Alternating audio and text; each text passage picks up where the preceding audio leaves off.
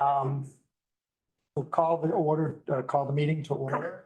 Roll call, please. Commissioner LaHaye, Here. Commissioner Peterson, Here. Commissioner Fournier, Here. Commissioner Francisco, Here. Commissioner Konashevsky, Here. Commissioner Kozlowski. Here. Okay, we'd like to, at this point, stand and do the pledge of allegiance.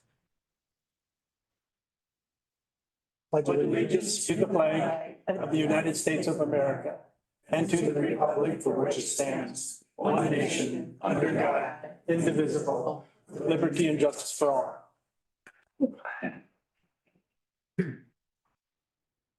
Okay, so I'm John Kozlowski. I'm the board chair, and why don't we go around by introducing ourselves by commissioner? I'm Bill LaHaye. Bill Peterson. Brenda Fournier. Bert Francisco. Travis Chesk. And I'm Jennifer Mathis. I'm the Human Resource Specialist with the county. Okay, great. Thank you. So what we're gonna do, how we're gonna do this is we've got a list of questions. And what I'd like the board to do, we'll start with Bill. You get to be picked up out of the group. Then you have that list of questions. Yep. Yep. And so what we'll do is we'll start down. We'll start at the top and work our way down through the questions, and then we'll just kind of circle around. If anyone has any comments or questions, clarifying questions, we'll just ask the individual, the interviewee to clarify. And we'll start with you, Bill. Okay. It says communication skills, and what is your communication style? I'm a very open and probably over communicative person. I believe that communication is the key to getting things done correctly, and it's the lack of communication that can cause us to struggle sometimes. So, and I'll adapt to whatever anyone's personal style is, whether it's email, text, verbal, phone calls. I mean, however people like to be communicated with, I will adapt to that. But for the most part, I tend to over communicate until someone tells me, okay, you don't need to tell me that much. So I believe that especially with the Board of Commissioners, that it's very important to keep everyone informed and make sure that no one's wondering what's going on around here when you're not here. Okay. You want to do No, so we'll just go. this now, go to the Yep, next one? Yep, we'll just kind of, Okay, Mr. Justin, how do you ensure transparent and effective communications? Again, I think it's important to communicate, anticipate what issues might be coming up, get feedback and information for that. Not to hold anything back. It's not the county administrator's role to sit on information. It's the role to keep the board informed and to be a conduit for information. So as far as, transparency and accountability and things like that, that's how you overcome those problems, I think, is with effective and consistent communication. Thank you. different people respond to information in different ways. Describe a situation that required you to communicate with a diverse group. And then how were they diverse? And how did they adapt to the information that needs information to the needs of the individual? In this world that we all exist in today, there are myriad of ways to communicate with people. It seems that the younger generation is all about social media and getting their information and whatever they're looking for through those venues. So I think that becoming a somewhat of an expert on communicating through social media is important. Written communication is very key. You have to be able to write well and communicate succinctly in writing what you want to communicate to people. The media and another good source of communication when the public needs to be aware of something and keeping the media informed is very important.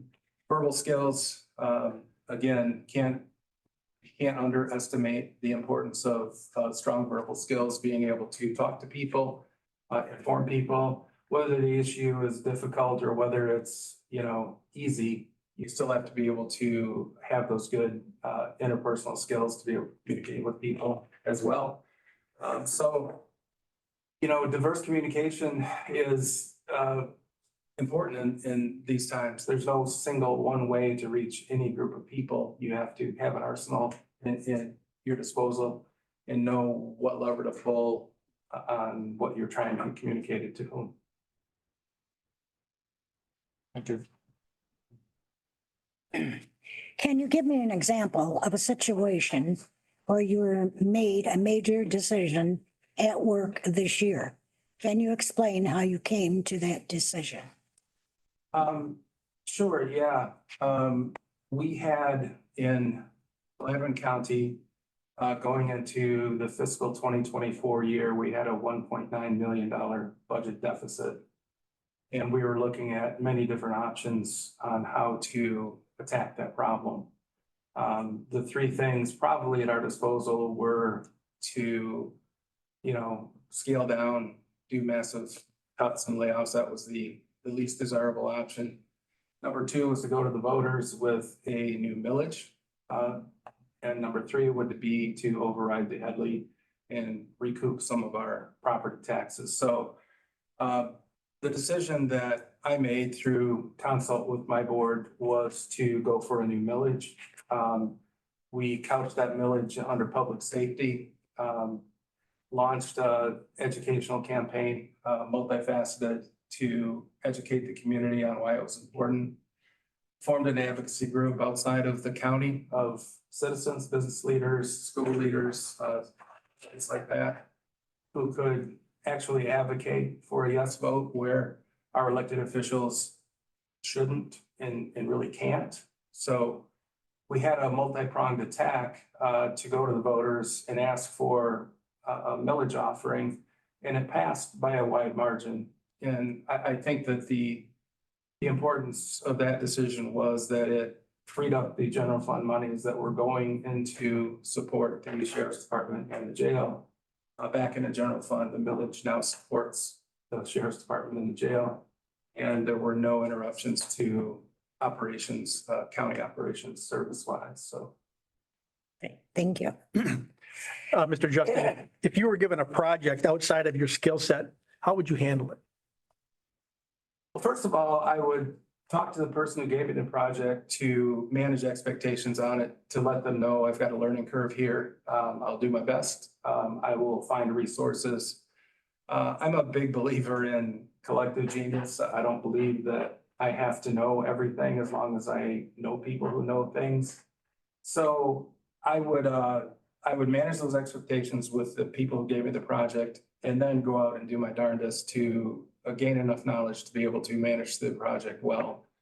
Whether that be local people in the community that I can tap into, whether it's local universities, internet research, or whatever it may be.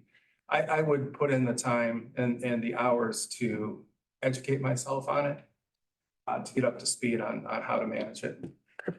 Thank you. What is your leadership style? I'm a very open and approachable type person. I've led many large teams in my life with everywhere from very high performing to low performing individuals on those teams. I believe in playing people's strengths up to the organization and helping them shore up their weaknesses. I put personal developmental plans in place for all employees, so everyone has a developmental plan that they're working on. There's not one person that I've ever encountered in my business life that doesn't have something new to learn. And working with those people to identify those things and putting a plan together to formalize it is important to me. And for the people who are working under me, it becomes important to them too. It takes a little while to build that trust with people where they understand that you've really got their best interest and their personal growth at heart. There's no agenda in it other than that. And people learn that about me fairly quickly. I have a real open door policy for people. Very approachable. Okay, thank you. Jennifer, how do your subordinates describe their leadership style? I would say, depending on the subordinate and depending on what their needs are to be led, that would change. For people who are very good at their jobs, working independently, don't require a lot of supervision, I think they would tell you that I'm a hands-off, I'm more of a pulling guard for them. I'll run interference for them, knock down barriers, make sure there's nothing in their way. For people who have more developmental needs, I'm much more hands-on. They would tell you that I'm a mentor. They would tell you that I'm nurturing.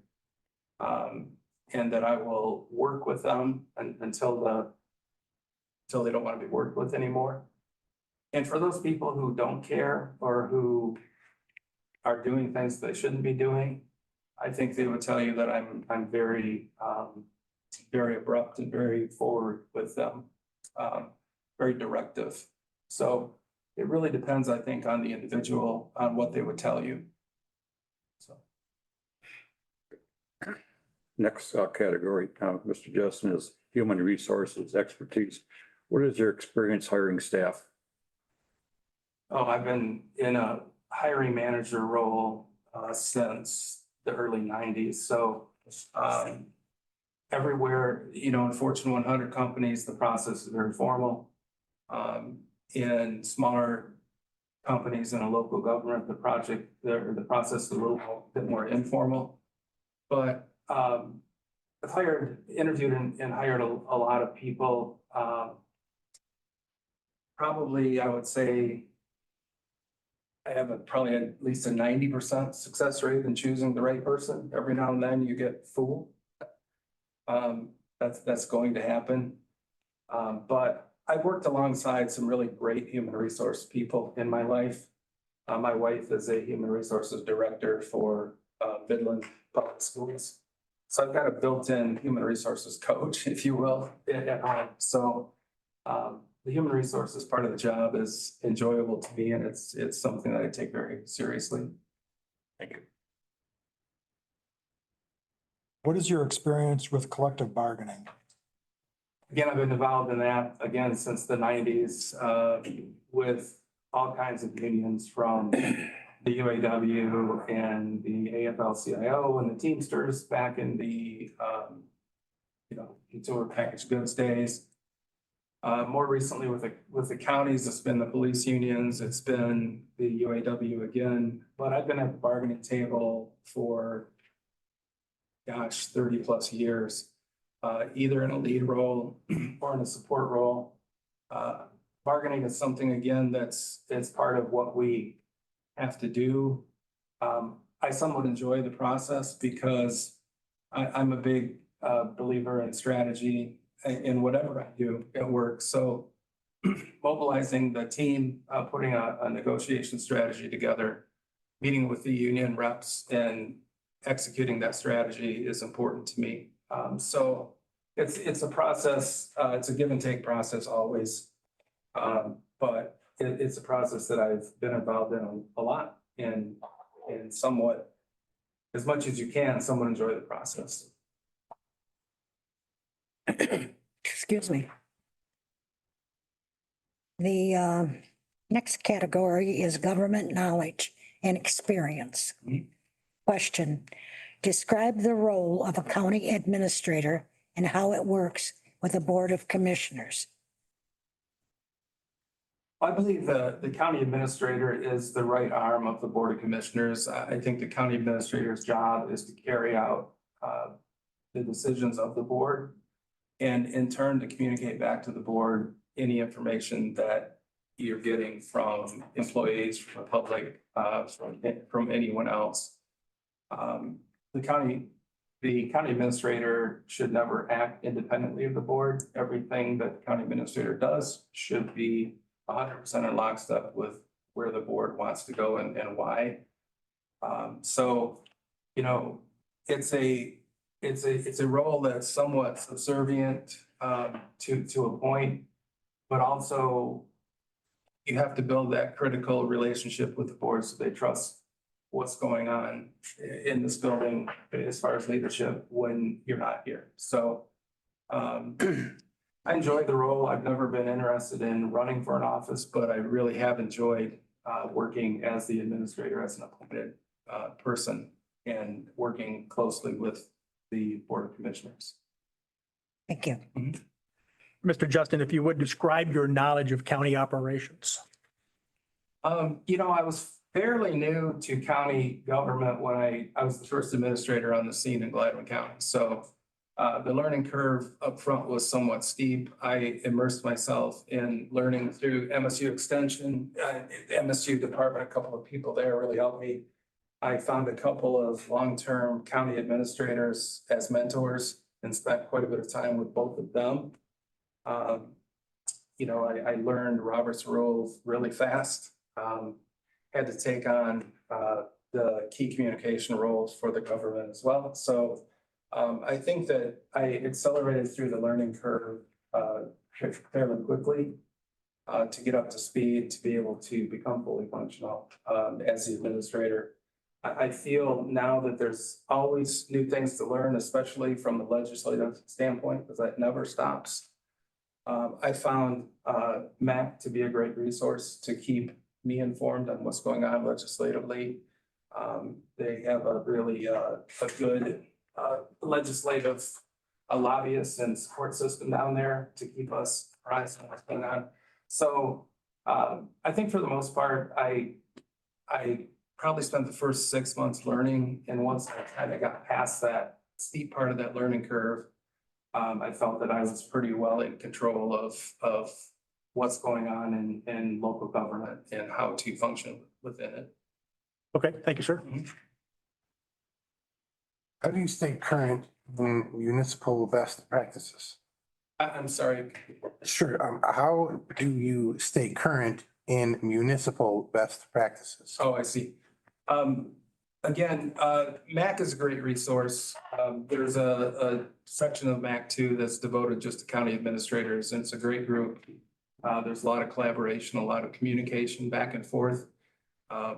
When it comes to best practices, if I'm not sure or not familiar, I'll go out and seek input from people and come back with some ideas and bring those to the board and say, and talk them through it. And if there's going to be any change in policy or an approach or the way that we're doing something, then I will talk the board through it and get the opinion of everyone and move forward from there. So there's always room for process improvement. No matter how long you've been doing something, it may be the best way to do it. There may be a better way, but we should never rest on we're doing everything perfect. Very good, thank you. What is your experience in the area of budget and financing? Have you been involved directly in the mechanics of budgeting, budget presentations at meetings and monitoring the budget? Please describe. Sure, yeah, happy to. Again, I've been managing budgets for 30+ years. In the county government world, definitely 100% in charge of the budget in terms of both putting the budget together, meeting with all the department heads, going through all the process, bringing it to the board, doing all the checkpoints with the board, managing through all of the budget amendments that come up. I mean, a budget is a very fluid piece of work. It's never static. It changes constantly as needs change. Yeah, and I would speak to the budget at almost every meeting, be it a finance committee meeting or a full board meeting. The person who you look to be the information source for the budget should be the county administrator. And the board should be 100% informed on what's going on with the budget at all times. In the not-for-profit or in the for-profit world, budgets are a lot more complicated than in the county government world. We're managing to a profit line. County government, we're hoping to not let our expenditures outrun our revenues. So in a way, it's a lot simpler in the public sector than it is in the private sector. Where it gets complicated is all of the funds, keeping all of the funds separate and making sure that all of the lines are in balance with each other. So. Commissioner Lalone has raised her hand on here. She's on her way here. And she wants to elaborate on a question that you guys have already asked. Is it okay if we allow her to ask, or do you want her to wait until the end? I'd say let's get through this, let's get through all these. and Okay. we'll Circle back. Okay. Hey, Mr. Jessup, what is your understanding of the financial situation at the county? What are your financial concerns and how would you plan on addressing them? Well, from the research I've done, it seems like Alpena County is in a very similar situation to where we are at in Gladwin County. The budgets are about the same size. The tax base is very similar and the deficit is very similar. My position on that in Gladwin County and my position on that would be is that there's not necessarily an expense problem. There's a revenue problem. Expenses have gone up and up and up and outstripped the pace at which we can bring revenue into the county. So you become at a crossroads where you either have to cut expenses or go out and find more revenue. And I believe that there's a very parallel situation to what we were in Gladwin County at the time. So it's nothing to shy away from. You need strong leadership to get through this time and get the budget stabilized again. Once the fund balance is spent down and the available resources through ARPA or whatever funds money may be held in are depleted, there are very few choices left. One thing you can't do is let your expenditures overrun your revenues. So my understanding is that the board has decided to move forward with a Headley override. If I'm incorrect on that, please correct me. Which is a tricky thing because it's confusing to the public. There has to be, in my opinion, a strong educational campaign to inform the public on what they're being asked to do and why. And again, it's tricky for an elected official because you can't really be in an advocacy position. You have to be in an informational position. So again, I would recommend that there be a strong educational campaign going out from the county. And I would suggest mobilizing an advocacy group of citizens to help convince people to vote yes on a Headley override. But there are a lot of moving parts to doing a Headley override, and there's a lot for the average voter to be able to digest before they can cast that vote. So that's it in a nutshell, where I netted out on the research that I've done. Okay, thank you. I know about the Headley override because I'm trying to work to get something together. So, Yeah. did you, Bill, you didn't read this part? I didn't, how well, This bottom? no, I didn't. Okay. How will you help the county navigate the large deficit? Well, again, I would really want to dive into what has happened to cause this deficit. And if we're looking at a Headley override, we really have to I would have to really get into what has happened with the inflation, where property values have gone, what the difference is in, how much has Headley overrides cost us over the years, and be able to put together a very strategy-based and easily digestible story to tell the public as to why this is necessary. The good thing with Headley, the softer thing about Headley that you can tell people is you're not asking for anything new. You're just asking to reinstate what's already been approved. The difference is property values are higher. So the dollar value of the taxation is higher. So depending on how much you need to get back, all the way up to a cap. I mean, there's a range there. And I think it's important to communicate to the public that you're not looking for extra, you're looking to raise the taxation up to a point where we can cover expenses again and nothing more. I think that's an important message as well. The public tends to somewhat be mistrusting until they get informed. So I can't overemphasize the importance of an educational campaign and finding out where to communicate to the key voters and how they like to be communicated to in order to get that information to them. The next one is our personal qualities. Describe a time when you made a mistake And walk me through your takeaway from it. I guess we all make mistakes, and we try to, minimize the mistakes that we make through careful planning and careful thought before making any decisions. I'm trying to think of a mistake that was, that had a lot of significance to it, and I'm thinking about Bladen County. You know, nothing's really coming to mind in terms of major mistakes. We made a couple of missteps on some ARPA projects that we had awarded and couldn't fund due to restrictions on what you're allowed to fund and not to fund. And I kind of kicked myself on those two by not doing a little bit more research before we got everyone's hopes up on some funding. So I'll probably go with that one. But for the most part, I'm very careful thinker.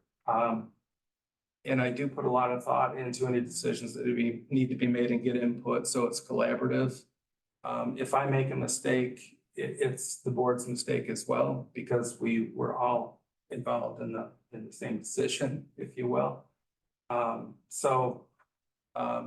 don't have any big examples of that I could say, boy, that was the there.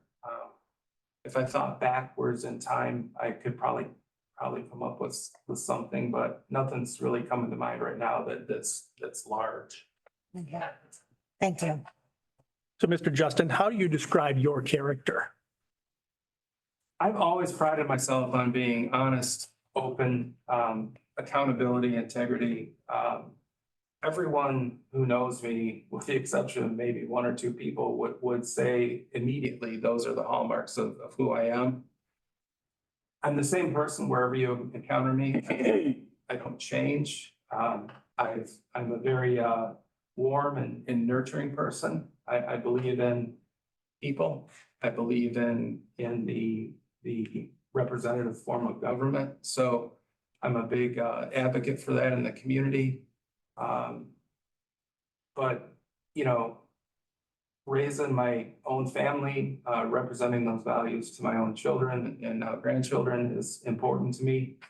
I've never had my character ever questioned by anyone in my past. So, Okay, well, thank you. yeah. So how would others describe your character? I would say just that. I mean, I've gotten a lot of feedback over the years from a lot of people, both employers, managers, friends, that I'm a very genuine and open person, that I seem to really care. And I do care. I do care about everyone in my life. I don't dismiss anyone for any reason. So the feedback I've always gotten from people is that you're a very honest and genuine person. And I pride myself on being that way, so. Okay, thank you. How do you manage your stress? I'm one of those people that you'll never be able to tell when I'm under stress, because I have a very calming effect on others, particularly when the stress levels are very high.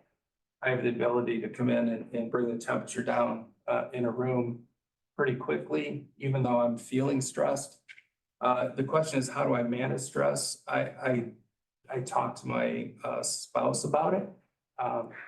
She also has a very stressful job, so we use each other for that quite a bit.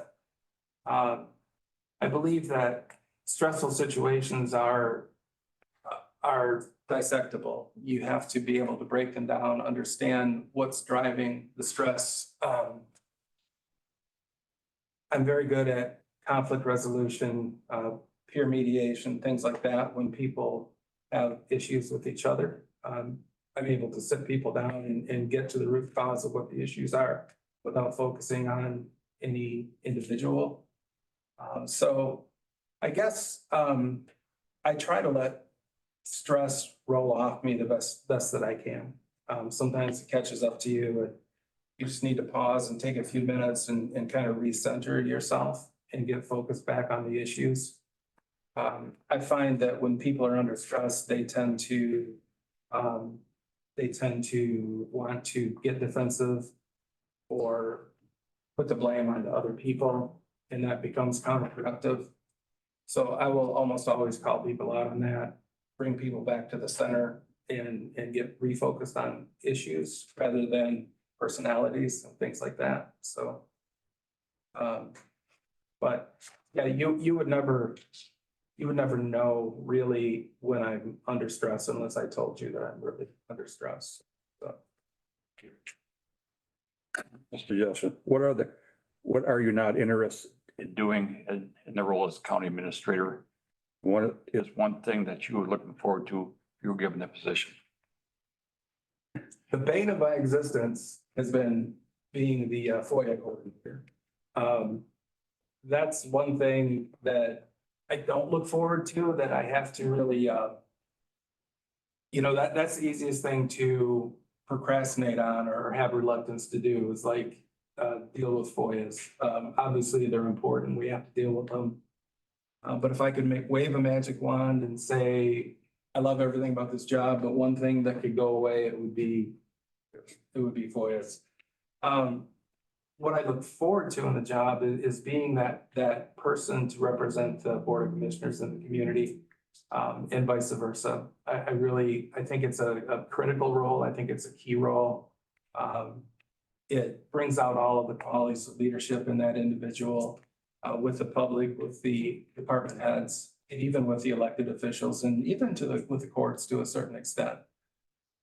Being able to navigate that kind of maze of people and to do it well, where you get respect from everyone, it's something that I enjoy most about the position.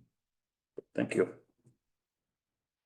What do you think should be the county's main goal for the next year? Fiscal stabilization for sure. Getting the budget under control, making sure the employees understand that, we're doing our best to stabilize the county, protect everyone's jobs, and move forward in a position of strength with the employees and with the public. If services to the public have to get cut, that means people have to get cut. And that's the very worst case scenario and the very last thing that we ever want to happen. And if Alpena County is anything like Gladden County was, every employee in the county is expecting to lose their job right now because of the budget situation. And I think it's a encumbrance on us to make sure that doesn't happen. So we have to really work double hard to make sure that whatever pathway we choose to remedy the problem, that we do to 100% of our ability. And I think that's probably the most important thing over the next year, is to stabilize the financial position of the county so that we can move forward from a position of strength. Thank you.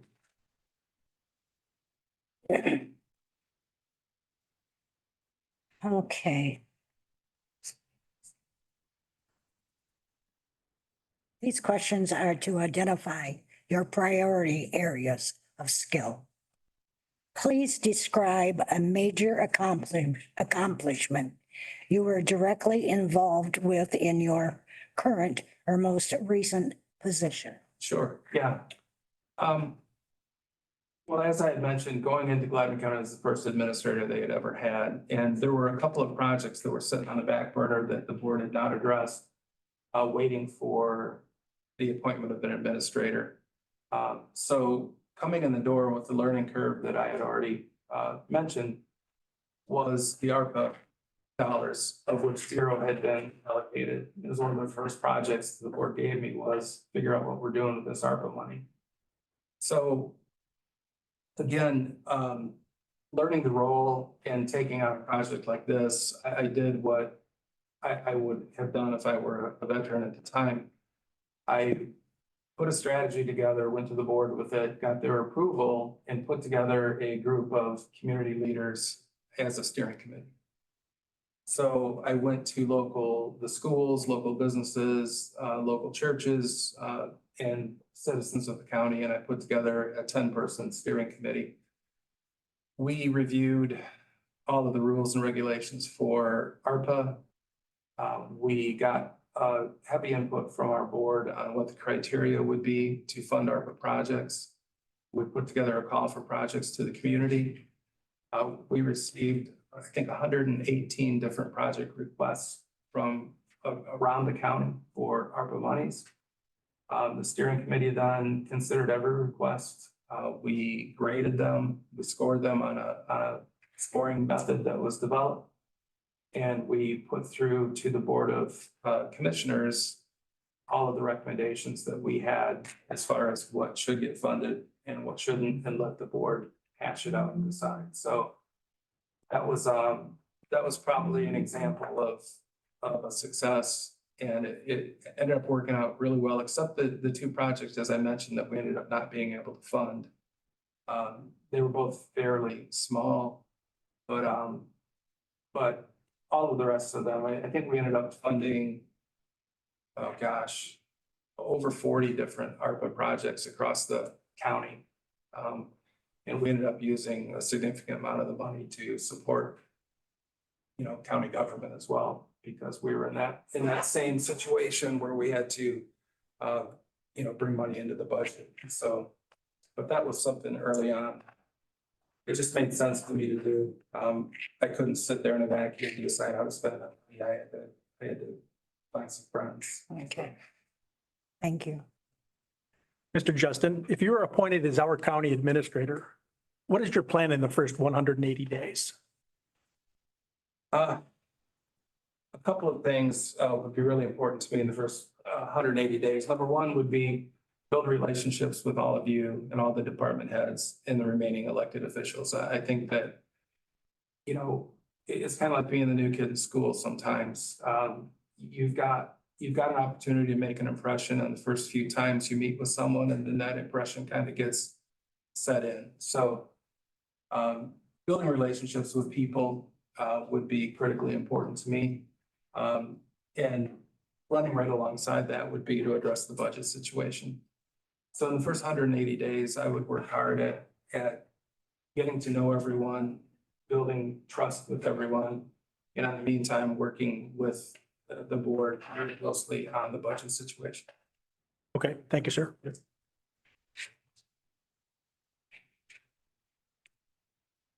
Given your unique experiences, what attributes do you think you could bring to the county that we've been missing? That's hard to say because I don't really know what you've been missing. I do know your former administrator through MAC and through conferences and things like that.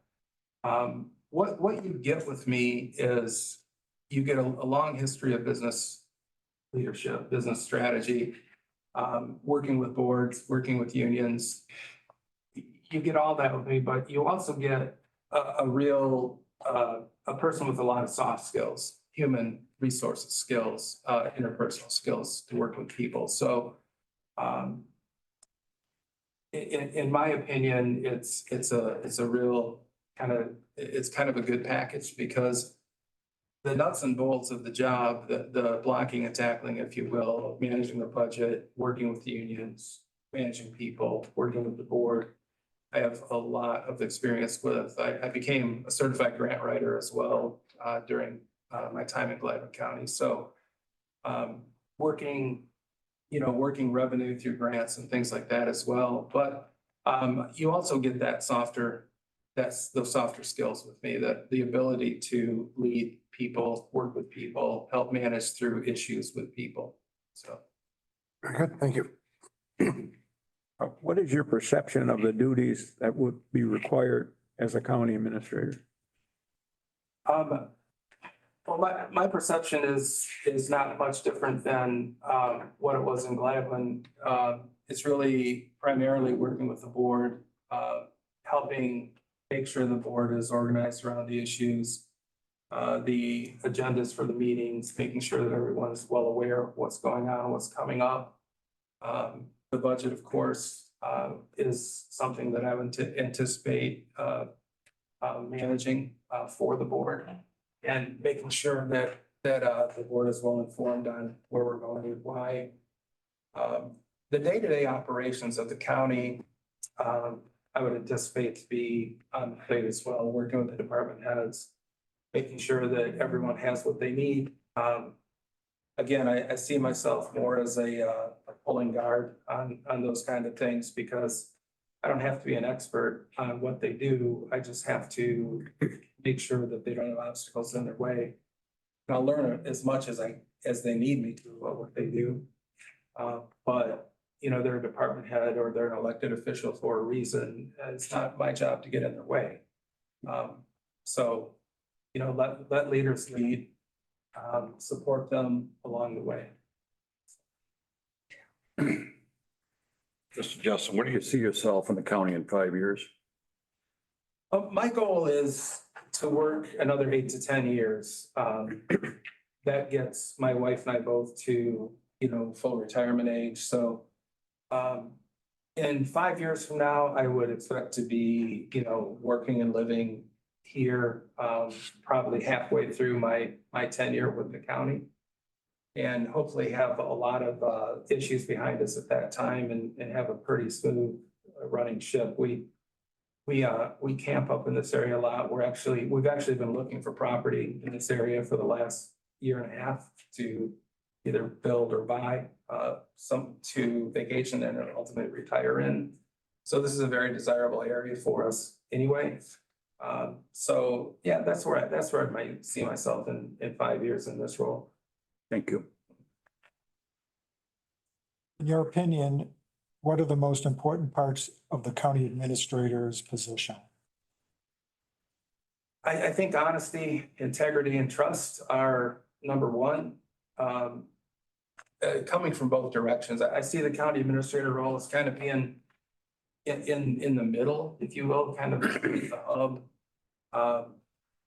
Taking input and giving output to the board, the staff, the county staff, as well as the public and the media. So that's my perception, is being that kind of communication hub and being respected for the job that I'm doing. And making sure that everyone understands, you know, what my role is and how I'm communicating with people in their role. Thank you. This is the last question. Did you want to ask Robin's question? Let's her and then we'll. Okay. Is there any additional information that you would like to share with us, such as any news coverage or employment departure that you would like to provide additional clarification? Yeah, there sure is. My exit from Gladwin County was abrupt and it was a shock and a total surprise to me and to everyone in the room other than a couple of people. And what had happened, and I have to be somewhat careful here because I don't really want to, I don't want to, you know, make this sound like a personal attack, but the board chair in Gladwin County and I, she greeted me on my first day of work by saying, "You weren't my choice, but I'll do my best to work with you." I had to confront her on a couple of issues that in my mind were clear conflicts of interest and ethical violations of her position. And she took exception to my doing that. And it affected our relationship quite negatively to the point where we didn't have one. And she made a couple of recommendations to me along the way that I should probably be looking for something else, which I ignored because I've really felt like I was adding so much value to everywhere in the county, with the exception of her, that I didn't have to worry much about it. When we went through the budgeting process for 2024, I was working with our clerk and treasurer. And we were going through every budget line by line by line, looking for, at that point, we we're looking for nickels and dimes just to see anywhere that we had anything that looked to be excessive. And my line, my salary line in the budget was off by a little bit. And in that meeting, I said to the clerk and treasurer, I said, Mike, this isn't correct. You know, my salary's off a little bit. I'll have to figure out why. We had a board meeting, that was on a Thursday. We had a board meeting coming up on Tuesday. And I said, I'll just talk to the board about it on Tuesday and see what I do about it. So I did that and I figured out what had happened. The payroll clerk, now I had no control over payroll. Payroll was in the clerk's office. But the payroll clerk had changed based on an anticipated review that I was going to have, had given an increase to me. And it went under, it ended up being $30 a week is what it was. And I didn't notice it. Cost of insurance had gone up and I made some changes. My beneficiary, my actual net pay had gone down. So my expectation was to address the board at the board meeting and ask them, you know, how we could get it. I got it fixed prior to the board meeting, but to ask how we want to proceed with it. Walked into the meeting, the board chair opened the meeting with an announcement that she wanted to amend the agenda with an item to dismiss the county administrator for cause for county funds. And he could have knocked me over with a feather because, first of all, I wasn't aware that she was aware of the issue yet. And it turns out that the treasurer had immediately went and told her about it. And it was what she had been looking for. She took a quick vote. The vote was split, but the vote of the board was to support her agenda item. And she quickly asked the sheriff to escort me out of the building. So this was never investigated. It was never corroborated. There was never, and there was really nothing to it other than there was a mistake that had been made. But it was a very abrupt and embarrassing end to that position. And, you know, has really affected, it really kind of affected me in terms of, you know, how could I have done things differently to have avoided this from happening?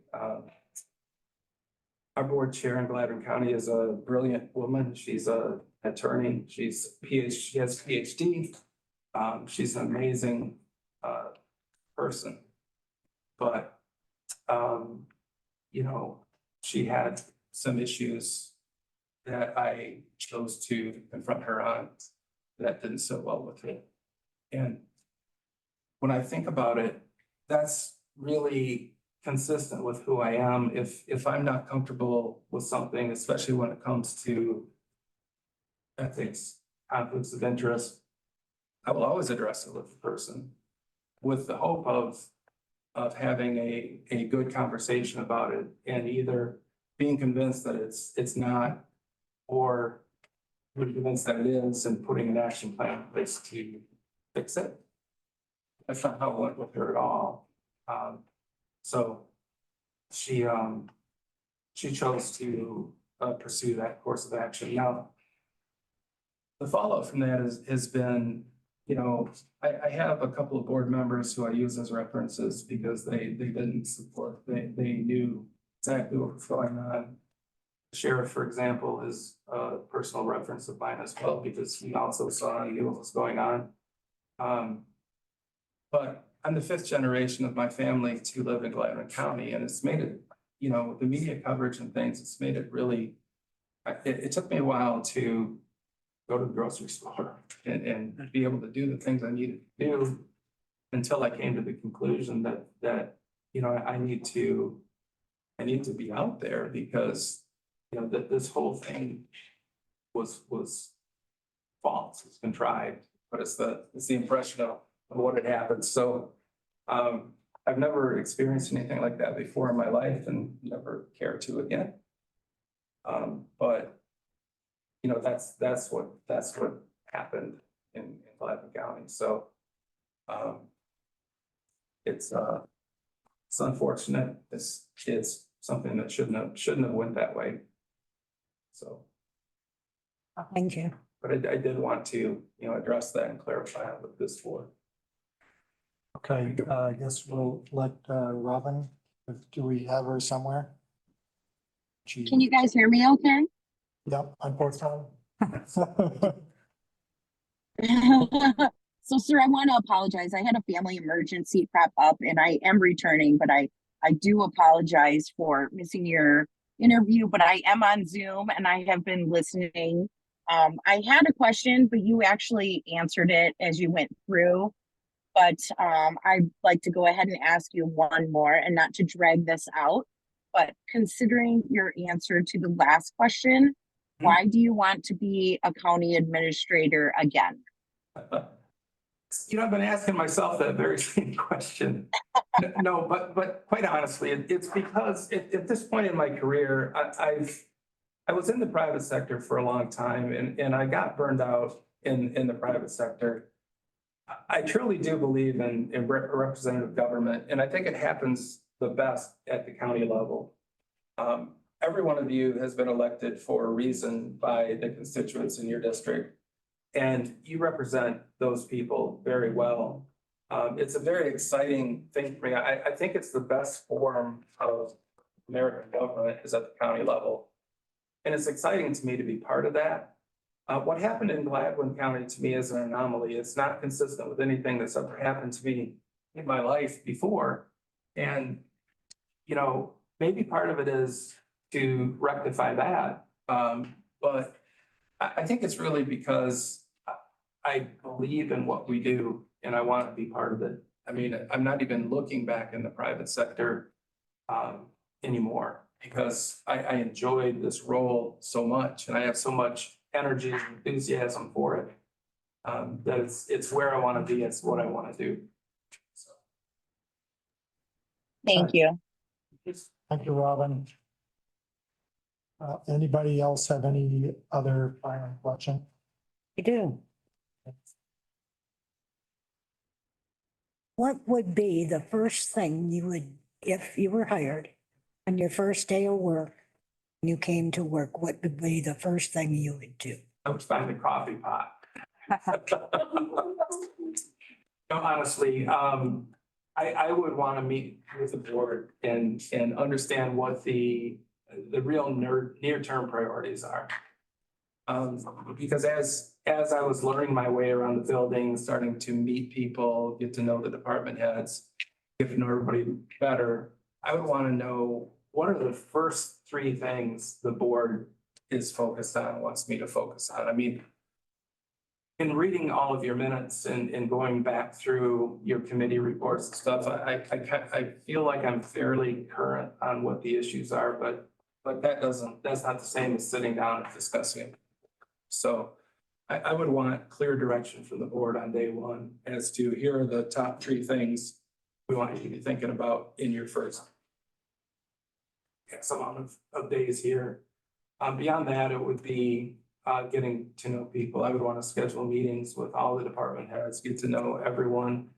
I have a format to do that with, kind of a more formalized approach on how to do that, but I would start to get that set up as well. But I think the first thing I would want to do would be to get straight to the board on what the priorities were. Thank you. Okay, if there are no other questions I would ask you, do you have any questions of us? Yeah, it's a very stressful time for this board, obviously. I have a couple of questions about that. Number one, how are you holding up as I look at the board as being one entity. It's a bunch of bodies, but it's one entity. How's everybody holding up under the stress of this budget situation? I'm dealing with it. I mean, we have to deal with what we can. I mean, as you kind of indicated, and I'll speak kind of freely, I gave up my full-time job to do this. So Okay, I really enjoy doing what I do, so. So that, you know, I'm doing what I hope is in the best interest of my constituents and even just the whole, the county as a whole, so. Right. That's what I look to, how I base my decisions on what is best for the county. I'm doing fine. I appreciate our department heads. They're doing great. They know the condition we're in. And they're doing everything they can help us to keep our budget down. Yep. And sure, we have problems, but I'm sure there's other counties Yeah, that are struggling like we are. right. But I have all the confidence in the world that we're going to get this under control. Good.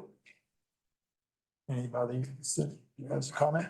I'm doing well. I've been here 8 years, going on 8 years, so. Well, the three of us have. Yeah. So, Okay, yep, and, you know, we've seen a lot of progress in those 8 years. And I want to keep moving forward with that progress. You know, the budget's the sticking point right now, but I think we can get past it. So, I'm looking forward to that. yep, we will. It's overcomable. It's, you know, it takes a lot of work when it's happening. So how would you describe this board as a single unit? You've got some people who have been here quite a while, and then you've got some people who have been appointed or elected last term. But what's the personality of the board? What would you say is the personality of the board? I'll comment on my perspective. So I was actually appointed to the board the last time. I've been on this, and because of my job, I had to leave my job for this, but I was appointed by these other commissioners. And I've said this most recently when we had, when I actually got appointed to the chair. I feel that this is probably one of the best boards that we've had, at least from my perspective. You may not all feel that way, but I feel like there's a lot of communication going on.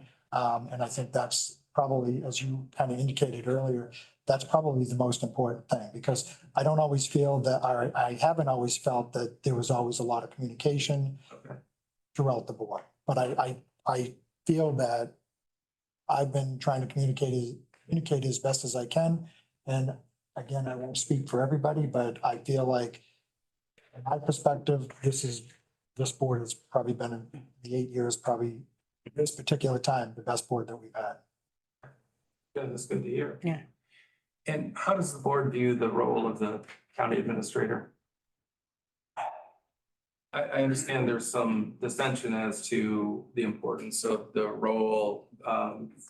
So we won't let Brenda speak. I would like to say, Yeah, regardless if I can speak, I don't want a county administrator to come in here and take right over, yep. screw things right up, Mhm. get all the department heads arguing with each other Right. and fighting with the new administrator. I don't want that. No. That's why I asked you what would be the first thing you would do. Mhm. And I want one that would come in, get to know everybody, get to know their personalities. Yeah. See what they need or what they don't need. Don't come in and try to tell us what to do. Correct. That ain't gonna work, because I'm too argumentative. Yeah. So I'm probably the worst argumentative one on the board, Yeah, And I will agree with that. yeah. but we do have a clown on the board, and she's on her way here. So I think she probably heard that. well, she knows it. Comments? So other than that, I don't know what the rest of them have to say. Okay. My view is, I absolutely heard that. Good. my perspective on a county administrator is, you know, each one of us has a unique ability. And I expect the county administrator to have those abilities. And I can work in one area really good, Right, but in another area I need help on. sure. And I mean, I don't pretend to know everything, but I mean, Mhm. when it comes to the county, when I go to the county administrator, I say, can you find something out for me? And if they can, you know, that's their job to find it out for me, you know. Yeah. Okay. I'm pretty new. And I think that we have a good group put together. I haven't had any experience with prior groups and honestly, I never really followed local government at all. But I do think that this group is collective. I think they have a lot of the same ideals in mind. I think we all are pushing in a good forward direction. I think we have good communication skills amongst the group. You know, a board is not always meant to be one body. A lot of times we disagree, but Yep. you know, we can work through it and come up with the best outcome, I Mhm. feel. Yeah, that's I guess really all that I have. I think it's a good group of people. We'll see what elections bring, you know. Some are running again, some aren't. We could have a whole different batch of people. It's hard to say. Sign up 4 years next time. Right. Yep, definitely. Yeah. Okay, it's 1:00 and I just don't want to, So I just have one quick question. If you were offered this position, how soon would you be looking to start? I could start this afternoon if you needed me to. I have nothing holding me back on the start date. Okay. Yeah. oh, Okay. Thank you very much. Thank you, Mr. Yeah. Justin. Thank you, Mr. Sorry, we Justin. didn't offer you any water, but there is a bottle stack. One, you're probably thirsty by now. Okay. Okay. Thank you for your time. thank you. Thank you. Thank you. We're going to take a 5-minute break for everyone to do whatever they need to. Right back.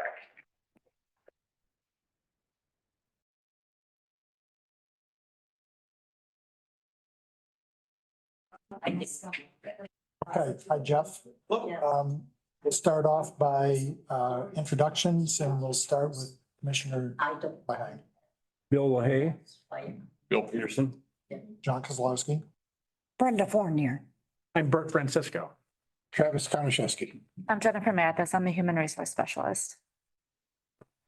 So what we're going to do is we're going to each ask questions. We're going to start with Bill, and apparently we had a lot of questions, so I wasn't expecting it to take that long. I wasn't either, honestly. I was I surprised. wasn't either. But anyway, we'll start with Commissioner LaHaye. this is on communication skills. What is your communication style? Directed and to the point. I like to communicate openly. I keep an open door policy. And I welcome anybody to call, walk in. And that goes for the public, that goes for employers, and that goes for coworkers. It's been my successes actually to be open and available to everybody. Mr. Thornton, how do you ensure transparent and effective communications? Well, part of it is keeping an open door and keeping the communications going. When communications stop, there's a tendency that suspicion would arise that something's going on. So it's keep the communications going, keep everybody in the loop, and keep the open and free. I don't make people FOIA things. I get a little nervous when I don't get nervous. I get a little upset when attorneys want to make people FOIA things. If they're going to get it anyway, let's open it. They don't have anything to hide. Okay, thank you. Different people respond to information in different ways. Describe a situation that required you to communicate with a diverse group. How were they diverse and how did they adapt? How did you adapt the information to the needs of the individuals?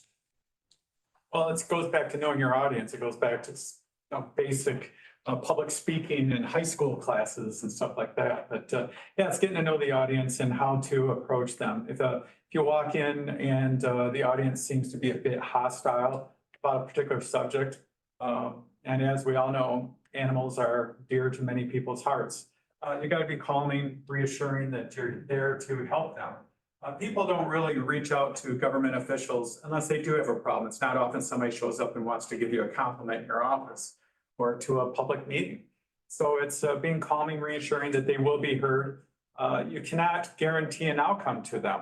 but at least give them a voice and let them vent to you. That happens a lot. As far as diversity, I've dealt with, I'm living and working in the Grand Rapids area, and we do have quite a diverse community down there. And it goes based on religion, based on politics, based on sexual orientation, gender identity. We deal with it all, and it's know the audience and be prepared to be accommodating. And it depends on if you're going to talk to a 4-H group or you're going to talk to a cancer survivor group. Know your audience, do some research. This is on leadership skills and style. Can you give me an example of a situation where you were made a major decision at work this year? Can you explain how you came to that decision? Major decision was we had to come up with some. We got some that we are off the western shore of Lake Michigan a bit, and but we do get the lake effect snow. And we are a community, and the village is actually the center of it, the focal point. As is Alpena City is the focal point of Alpena County. But so we help each other. We had equipment failures. We had long storms to where there was equipment failures by ourselves, by the school system, by the township. And, I had to reach out and make contact and make arrangements to get other people involved.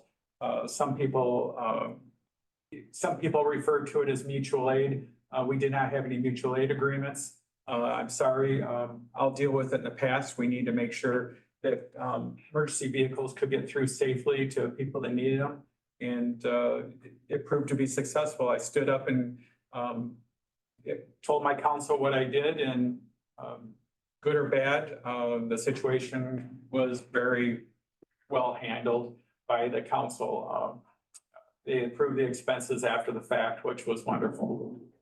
Thank you. Mr. Thornton, if you were given a project outside of your skill set, how would you handle it? Reach out and get as many people that are experts in the field. I was involved with a sewer project in Negaunee. When I walked into Negaunee, it was a sewer project, and honestly, I knew nothing about wastewater. And so I had to come up to speed and get those people at the table that knew about it. And we had a limited amount of time that we had to get the project going or lose the funding. So we worked very closely with engineers, neighbors. The city of Marquette offered their wastewater director to help me navigate the system. And that's the thing, reaching out and asking for help, accepting the help, and utilizing the help and listening to the help, follow their advice. Okay, thank you, sir. What is your leadership style? Leadership style is a team. I'm in the trenches. Up until recently, I used to say, I don't ask anybody to do anything I wouldn't do myself. But I'm a 2-time cancer survivor since I was here last. And I'm 2 years of cancer-free now. And I can't do a lot of the things I used to, but my leadership style is like, I wouldn't ask anybody to do something I wouldn't do myself. I like to lead by example, and it's a team. And, I'm just the manager of a team. The coaching staff is the folks like you, the upfront on the court. And I'm the guy in the office doing the work, doing the busy work and keeping things together. But, and that's the thing, it goes back to communications, leadership styles, keep people informed of what's going on. People, lack of communication, people feel there is no leadership. Thank you. How do your subordinates describe your leadership style? As I just described, my subordinates, actually the storm I mentioned, I was in a plow truck. We had to keep equipment going. When people got tired, I had to substitute in a plow truck for a while. And Oh, I had to do I do things like that all the time. I go in and, I'm the one that if a wastebasket's full, I'll empty it. Not for me, but if I walk into another office and they need some help, I get in and help out. It's really touchy in some offices. That's different with county because we're dealing with elected officials. But if they'll let me empty their garbage can, I would appreciate that because I'm there to support them and be your presence in the administration portion of the county. Mr. Thorne, the next topic is on human resource expertise. What is your experience hiring staff? It's tough right now. It is very tough right now.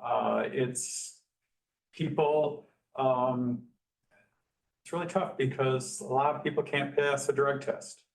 The Village of Caledonia receives federal funding and our council took the stand that we are a drug-free environment and we do pre-employment drug testing. And that was really tough. Out of a dozen people that came and told me they could pass the drug test, I think it was 10 of them could not pass the drug test. So they thought they could, but it's very tough. But I have hired many department heads. I've hired custodial staff at the Village of Caledonia. I'm responsible for the hiring and firing of all staff.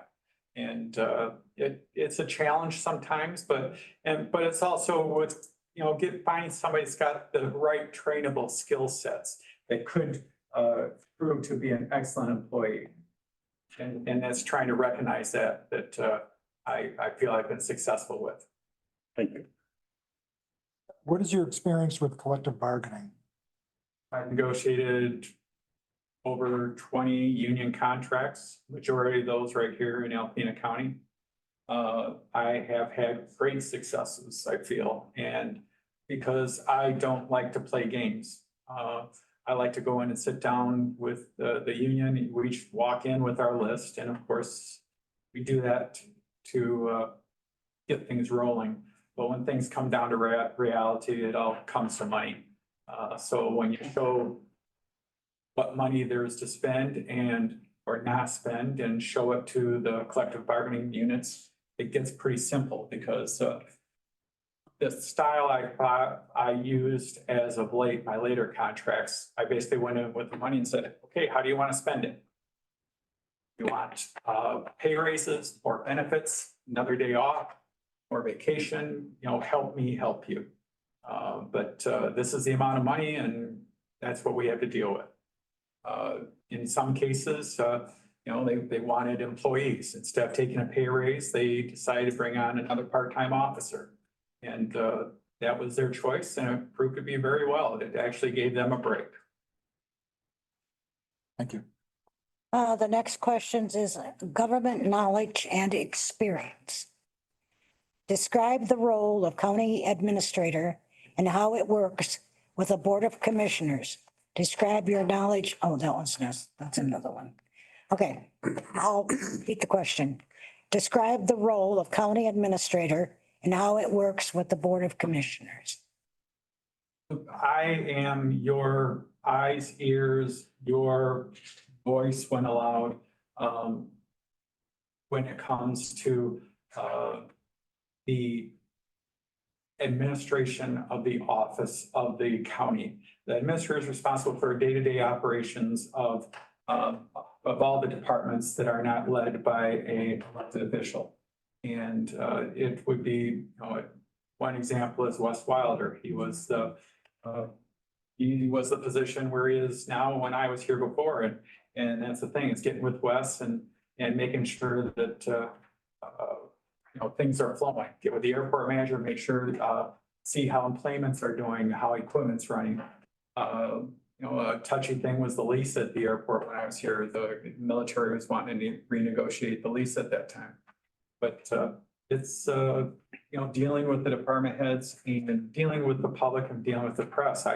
At times I sat on different committees, commissions on behalf of the commissioners. I attended meetings when commissioners couldn't. I attended a few landfill meetings. I sat on Target Alpena's loan committee. as a county representative. But you folks, most of you folks have daytime jobs and you can, sometimes you stretch yourself just too thin, and I'm here to help you out if asked. Thank you. Mr. Thornton, if you would describe your knowledge of county operations. I am more knowledgeable now than when I was here before. And that's the thing. I started out with Alpena County. I went on to a city environment and a village environment. And a lot of people don't understand county government, but it's the next step to Lansing. And I think people don't fully understand the umbrella of the county. And they don't understand the townships involved. It seems like there's been animosity in the past between counties and townships as far as the roles, but they each serve a purpose because our county treasurer does not receive taxes on behalf of the county of Alpena. They receive them on behalf of the state of Michigan. A lot of people don't realize that the county is an extended arm of state government. And the clerk, they aren't her birth records. And the Register of Deeds, it's an arm of state government, and people don't realize that. And it's the next level. And it's really engaging with the county government. I got to know Kent County quite well.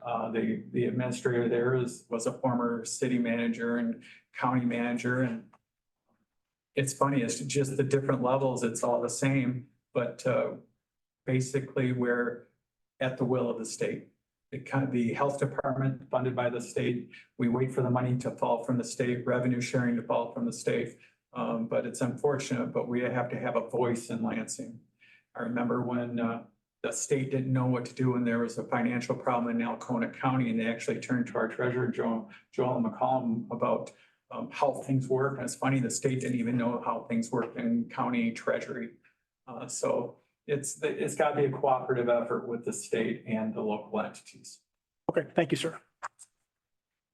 How do you stay current in municipal best practices? Education, education, education. Just like next week is a MAC conference in Lansing. I've been involved with, I actually sat on the board of trustees for the Michigan Municipal League. I was active with them, acting as a lobbyist in Lansing. I was involved with the Clerks Association when it comes to elections. Even though the village doesn't hold elections, it's power in numbers and helping out the clerks that did handle elections with the townships. And Ms. Posthumus is the clerk of Kent County, and she and her staff have been very, they've been awesome in this election. It's been happening. The election chaos, trying to make sense of it.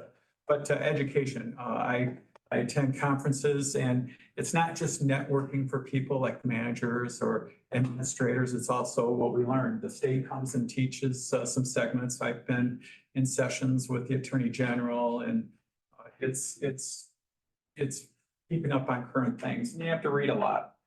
It's a lot of reading and finding out and sifting through what's going on in Lansing.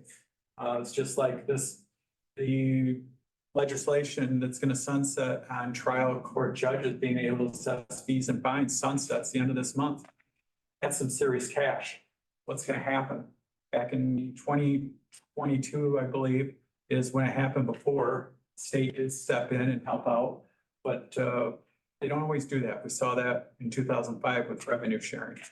But you have to be on top of things like that and find out things that it's finding things out in advance. Like Alpena County really missed out on some legislation that just happened where counties can now assess, just like Chamber of Commerce or Visitors Bureau can assess a room charge. There's 7 counties now that can assess room charges to help fund event centers. And Aplex would qualify as an event center if there was a big enough population. It's unfortunate that they limited it to a population number. Too bad that somebody from Alpena wasn't down banging on doors trying to get Alpena included in that numbers. Okay, well, thank you. What is your experience in the area of budget and finance? Have you been involved directly in the mechanics of budgeting, budget presentation, and at meetings and monitoring the budget? Please describe. Well, when I left Alpena County, I had the help of some wonderful ladies behind me. And when I went to Nagani, I was off on my own. And so basically I was the chief financial officer in Nagani, and I am in the village of Caledonia. I am the one that puts together the budget and makes the recommendation to council. I'm solely held liable. And I'm gonna tell you, when I went to Nagani, it was not my budget. We actually had a rate of deficit elimination plan. It was not my audit, not my budget.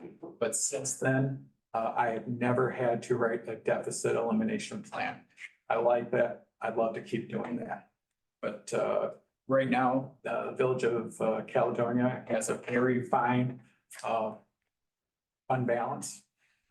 Just on Monday, we were paying cash for a $83,000 Kubota tractor with loader on it. And it's nice that we can go out and pay cash for things like that. If not, in Nagani, we had to find creative ways of financing through low interest leases. And when I was here, I think Sheriff Kalashewski came up with some great programs with Phil, and where we were actually getting timed out patrol cars from Florida. It was helping in tight times. And that was just before we went into the agreement with the security forces of the CRTC. So the CRTC was a good revenue stream. Unfortunate that revenue stream went away, but you need to be out looking for all new revenue streams because we're very limited. What the register of deeds can charge for a copy in their office is regulated. And right now, the amount that the sheriff can charge is 21 cents a minute for inmate homes. They're looking at changing that amount, and actually they're looking at decreasing that. Those amounts, like I said, are set by the state, so we have to be creative in looking at other revenue streams. Thank you. Mrs. Thornton, what is your understanding of the financial situation at the county? What are your financial concerns and how would you plan on addressing them? A lot of financial concerns are still here, revenue sharing, and again, you're at the mercy of the state. Well, it's tightening up the belt, it's looking at, the county adopts a budget policy every year, and it's following those policies. And it's trying to find ways of lessening the impact. There is going to be an impact, no doubt. If there's budget cuts, there is going to be impact. And it's how to lessen the hurt is what the problem is. But there are tough times here, and some things never change when you're limited by what the state will do. So it's being creative. I think when I was here, Wes and his predecessor did a audit of energy savings. I mean, you can only count so many paper clips. Then it comes to body. Unfortunately, I had the opportunity. I spoke to Carrie and I spoke to Cindy in the treasurer's office, and I talked to Mandy in the register of deeds. And I think they all realize that the only cuts that can come are people now. They said everything's been cut. They showed me where employees were going to St. Vinny's and buying their own staplers and buying their own devices and buying their own keyboards and that. So it's looking into the budgets, looking at assets and what more can be done. I'm not sure what has all been done with the property around the airport, but the county has quite a land holding there. Part of it is wetland remediation from the airport, but what's going to happen with the CRTC wanting more property that could impact, plans for future development, because that was a Renaissance zone. Thank you. How will you help the county navigate the large deficit? Recommendations. That's all I can do is make recommendations. It's up to you folks to make the decisions. And it's to get you folks the best possible information. And, sitting down with the elected officials. I'm going to tell you, I met regularly with the clerk and the treasurer previously, and we worked the numbers together. We looked at the expenses, we looked at healthcare together. A lot of those have been exhausted. But they are coming out with newer creative ways of doing healthcare nowadays. And it's finding those creativities and finding the latest and greatest. And that's talking, it goes back to the training, those events where we go to learn. We also, like I said, we rub shoulders with our, I call them partners in crime, but our fellow administrators to find out what's working in their area. Kent County, they're growing. I mean, the taxable values, huge. And I know everybody's complaining about the taxes going up in Alpena County. Well, it's happening all over. It's not specific here, and it's not necessarily you folks having anything to do with it. It's what, when Ted goes through and does his studies and does his appraisals, property is worth more now than it was 10 years ago or even 5 years ago. It's amazing how after COVID, people really increased. They did a lot of additions, and I live on US 23. There's a lot, within 2 miles, I think there's 4 different major construction projects just in 4-mile stretch of one road, and it's happening all over. So when a neighborhood starts improving, everybody's taxes go up, and they need to realize that. But it's up to you folks, get you folks the information and let you folks make the decisions, like when it comes to millage rates. I know what happened with the library. I know some people were unhappy, but you folks did what your job is to do. Thank you. Okay, the next batch of questions is personal qualities. Describe a time when you made a mistake and walk me through your takeaway from it.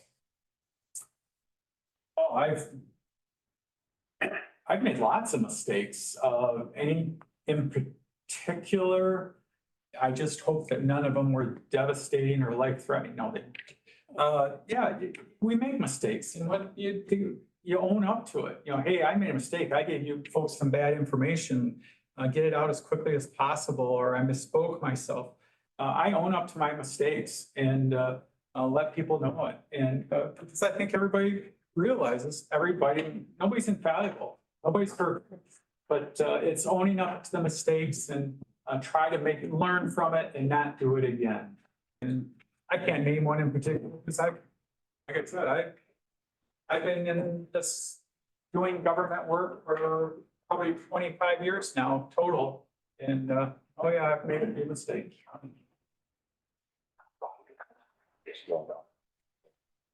So Mr. Thornton, how would you describe your character?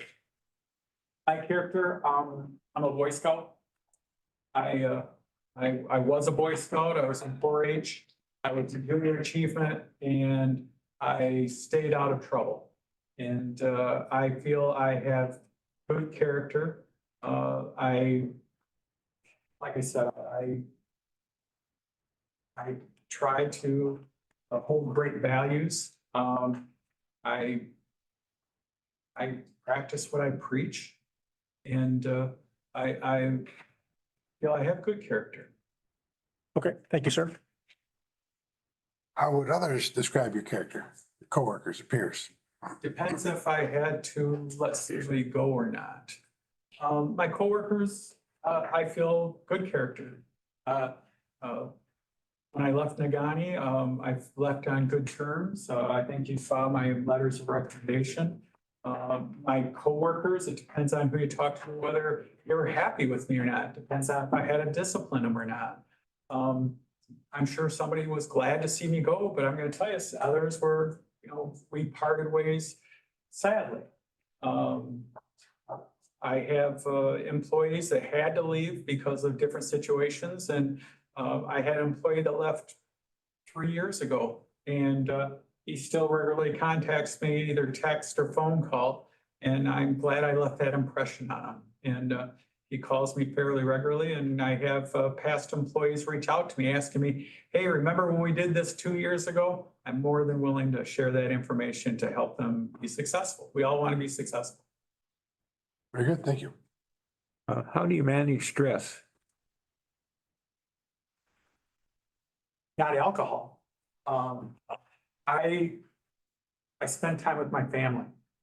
And actually, it was interesting because I heard your ringtone. I'm a rail fan. I'm a model railroader. I'm a rail fan. I'm a train chaser. And I am a boater. I am a scuba diver. I used to sit on the Alpena underwater pursuit committee. And I get involved with other things. Because and I try not to get into situations where I can create stress. Because when I present my best information to you folks and you don't, I give you some options and you don't like any of them and go a different way, we go a different way. I'm not gonna stew about it, you know, and it's just like, you know, I can provide you information, but you folks are the decision makers. And, you know, when it comes to employees, I had an employee that contacted me about writing letters for them to take to court regarding a divorce. And that was very stressful. Employees are asking for things like that. But I do things because it's my job. And I do things because it's ethical and it's right. And if I am required to do something that I don't agree with, I will voice it. But if I'm ordered to do it, I do it. That's my job. Thank you. Okay. Hi, Paul, I'm sorry. I'm sorry I interrupted. Oh, you want me to go ahead? That's clowns. I get to read. I was listening. I actually had service for your whole thing, so I actually heard the whole thing. So a couple additional questions here. I'll just go for one. What are you not interested in doing in the role as a county commissioner? And what is one thing that you were looking forward to if you were given the position? Administrator, not commissioner. Oh. Okay, I'm sorry. I can reread it. What are you not interested in doing in the role as a county administrator? And what is one thing that you were looking forward to if you were given the position? One thing I'm not looking forward to is people being unhappy. People hold things very near and dear to their heart, like the A-plus, the pool. There was and when things don't go right and decisions have to be made regarding the pool or their activities, you know, it's things they hold dearly. Campgrounds, you know, people have, you know, there's had to be some cuts at different things throughout the state. I know some campgrounds, for some reason, shut half their campgrounds down and they lost more revenue. Very odd thing that happened downstate with some communities. But it's when you impact those things that fall under your purview. You know, there's quite a camping community. There's seasonal people that do that. And when you start affecting those people, it really hurts because when it may affect me too. But I want to make people happy. I think everybody here wants to be a people pleaser, but you just also have to understand you can't please everybody. And you know, in your role, I'm sorry, politics has really changed in 20 years. And in your role, you won't ever see me running for a commission seat. You're sort of right in the crosshairs, but you know, I'll do what I can to help you. Gordon, what do you think should be the county's main goal for next year? Main goal. Survive this year. Yeah, survive this year. And next year, you know, I feel that the goal would be to lessen the hurt. Right now, the fund balance is pretty sad. The financial situation is pretty sad. Hopefully get a grasp and get a control on the bleeding. I know I was here at a meeting several months ago when the city was here asking for some changes in the contract. I've negotiated a couple of those. It's hurt, you know, stop some of the bleeding. I know looking at some of these old contracts, I was involved with Brad McRoberts on the fiber consortium. I was involved with Brad when we joined and the county was providing IT services to the city. We need to look at those things and The city's in the same shape we are. So I think when we look at ways to save, we can look at our community partners. I think the new buying program that the counties have is awesome. I always had a problem with the state My Deal program. I could, when Staples was here, I could go out here and get a case of paper cheaper at Staples, and I could buy a case for through the state buying program. So I think the cooperative buying program the county has is, the MAC has, is one thing. But, centralized purchasing is wonderful. And going out and shopping around for the best price. We go out and buy, unfortunately, we tend to buy local when it may not make financial sense. I believe in supporting local as much as possible. The city used to have a policy that they would buy local with some exceptions if the difference was a certain percentage. And I don't know if you folks adopted something like that either, but it's something that really needs to be considered. Because as businesses, when things get tight, they tighten up their belts too. Please describe a major accomplishment you were directly involved with in your current or most recent position. Well, I'm gonna go back to Negaunee because it keeps coming up. In Negaunee, I had a little petite lady that showed up at my outer office. My secretary came in and says, "This lady would just like to talk to you about a development." Okay, see her in. So she came in and we started talking, and this lady had some great ideas, big ideas. She had some big ideas about a assisted living facility. And we got the team together and within hours, talked to find out if this lady's ideas could come to fruition. And so we got the gal some answers, and next thing you know, we got MEDC, we have the land bank, we have all the players, the Eagle. She actually built a assisted living facility on a former mine site within probably 50 yards of a mine shaft. And that project happened in about 6 months, and it is featured. It's a success story that Michigan Economic Development Corporation actually has in one of their presentations, and they show it quite regularly. And when you get everybody in a room and want to help somebody, things can help, and they can help fast. So that was wonderful. And then being the open door policy in Negaunee, some people will cringe at this because of the connotation. We were the very first Dollar General in the UP. And we were the very first O'Reilly's Auto Parts in the UP.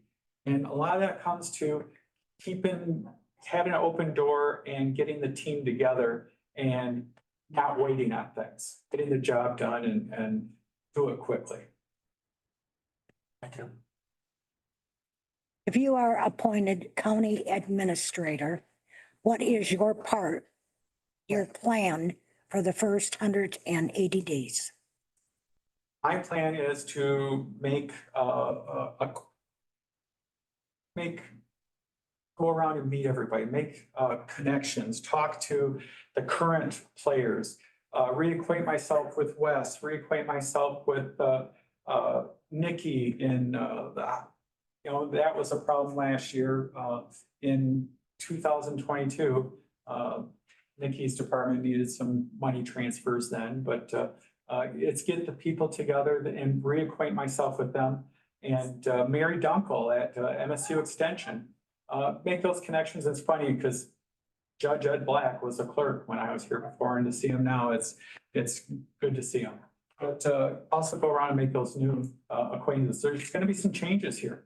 I know Cindy is hoping to fill the seat of Kim when it comes election time. I know Catherine's going to be exiting and Mandy is going to be filling in there, but there are going to be some changes in some key roles also. So I think, but with change, usually there's a conflict, unfortunately, but also you make good things out of change too. People don't like change, but sometimes change is good. You just got to help guide it to that direction. And that's the plan. 180 days, go out and make those. I know a lot of people at the city still, Rachel and I, we attend a lot of the same meetings. We see each other regularly. And it's finding out where some of these, where some of these cooperative efforts stand right now. I know the ambulance contract is, but there's some things changing at the state and federal level with ambulance funding through Medicare also. So need to be on top of that, and that needs some pushing in Lansing for the state to actually go that route. But it's finding out what's going on and what the latest is. I've been up on the news. I read the newspaper. I listen to Bill Heimerl, and Bill's still around. That's funny. But it's get up to speed. I feel I have most of the connections. I know where to go to for what. I know where animal control is. I know where the sheriff's department is.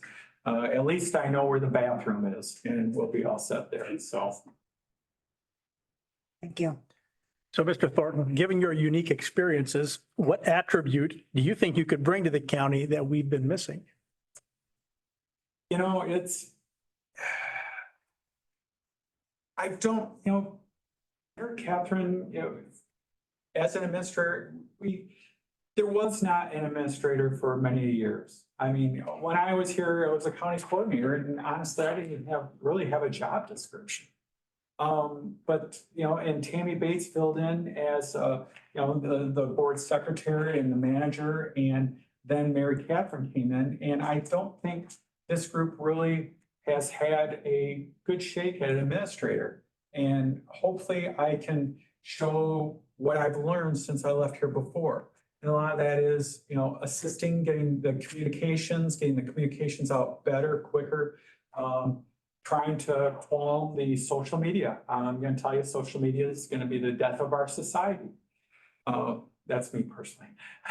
But it's, you know, I think I can help. And that's the thing. The biggest thing is be the resource for you folks. If somebody says, you know, hey, Jeff, I'm getting calls about this, I don't, you know, get the information back to you. The one thing I like to do is I like to get back to all of you. I do group emails, and attorneys, as long as I put do not reply all on the bottom of my emails and people don't reply all, it's not considered an online meeting. But sometimes people know and say, hey, this commissioner is dealing with this problem. Anybody else have anybody calling? Or these types of phone calls. You can do a lot of communications and not violate FOIA. And it's keeping those things going. And I don't have a problem with FOIA. Like I said, why make people fill out the forms and wait and pay these fees? And honestly, everything's electronic today anymore. I mean, it's not like you have to pay for copies of stacks of paper, but I don't know what your FOIA policy is. I have not dove into it that much. I've been more worried about budgets and audits and that type of thing. Okay, thank you, sir. What is your perception, excuse me, what is your perception of the duties that would be required as a county administrator? Anything and everything. I can be asked to go to ribbon cuttings because I think the county needs to be involved with ribbon cuttings also, because it's economic development, no matter if it's in the city, the township, or anything. I can go to represent a commissioner or just take notes for him at a meeting. I know if I went to the landfill, I don't have a vote, but at least I can be there with open ears and ask questions. And it's to do whatever is asked of me. I do that all the time. I've been asked to go look at and take pictures of ditches. I've been asked to go out and take pictures of different things and bring the information back. But it's to do the research. Like I said, in a lot of elected boards, I don't know how many of you are currently still working, but you know, you have other jobs too. This is a job. Granted, this is a job, but you have other jobs too, and I'm here to help you out in any way I can. I can say I don't have a job anymore. Yes, you can. You're a quitter. Where do you see yourself in the county in 5 years? In 5 years, Mhm. in a better place. In a better place. I think I think we're in a transition right now. And I feel that government is always a few steps behind. Public sector is always a few steps behind private sector. So when businesses are flourishing, governments seem to flounder. and opposite. It's almost like government's reactionary. Right now, businesses are flourishing. If you go out on 32, look at all the construction going on out there. It's going.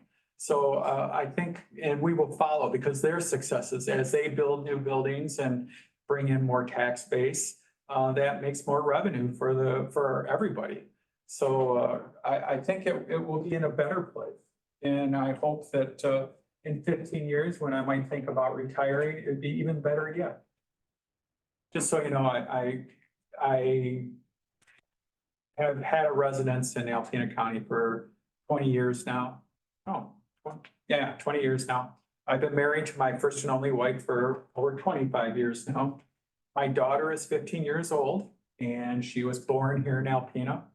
Both my parents are laid to rest here in Alpena. And so I have a lot of ties here.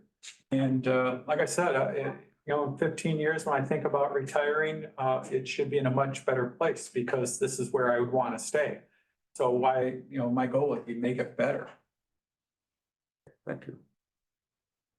In your opinion, what are the most important parts of the county administrator position? Important parts, well, that laptop, communications, again, it's communications. And if Eric Smith was here, if Eric was here, he would tell you that all these emergency exercises that we participate in and all these programs, it seems like everything fails at communications. Open communications. And, and that's where I feel my problem is with social media. It's one way. And getting online with a keyboard cowboy is just ridiculous. But I think the most important would be open and available, be accessible, and good listener. I am a good listener, but I also comprehend and take notes. I take lots of notes. And that's what key things are. And be able to communicate what I've heard and seen and taken notes on and realize to the commissioners or other elected officials. Ms. Thornton, is there any additional information that you'd like to share with us, such as any news coverage or employment departure that you would like to provide additional clarification? I have a stalker. I told Amy Sell about that. When I left Nagani, I have a anonymous stalker that was sending out anonymous letters to prospective employers. And it's funny because I've had managers tell me, back when I was in Wisconsin, we got a letter about you. I said, Wisconsin? So I didn't apply there. He goes, yeah, we just out of the blue, but an anonymous stalker, but I've had that going on. And another thing is, just so you know, my last day with the Village of Caledonia is Monday. Since word got out this interview, I was approached because people were upset that I was leaving and they were wondering what they're going to do about refilling my position. And so on Monday, we got together and came up with a separation agreement because they need to go out and fill a position because budget time is coming up.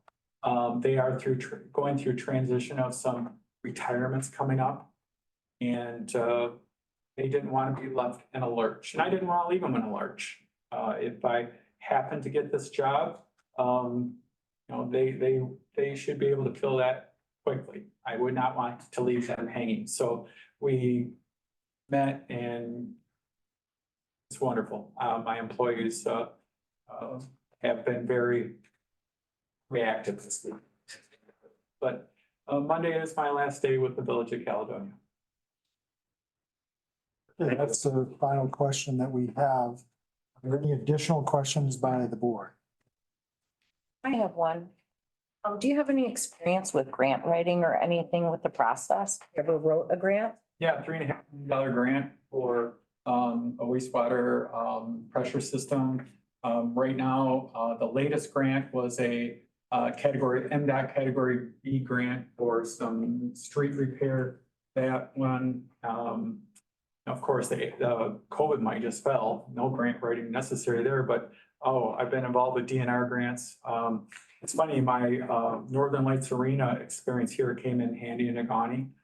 Because, the ice, anybody's been up there. I know a lot of Alpena people, Mike Nunley came up there a lot with his hockey group, but, it's funny, when you're up there, ice is very, honored and, adored, so. Yeah, DNR grants, we did outdoor playscapes. The state of Nagani had 14 parks in that community. And we bathrooms, all sorts of things. DNR will brag that they can't find people to take their money. Well, they have basically two different types of grants. One of them is a 50-50 grant, where 50% match. The other one is a 20-80 grant. Well, it's coming up with a 20% is tough for communities nowadays, so we're trying to get them to change the matches on those particular grants.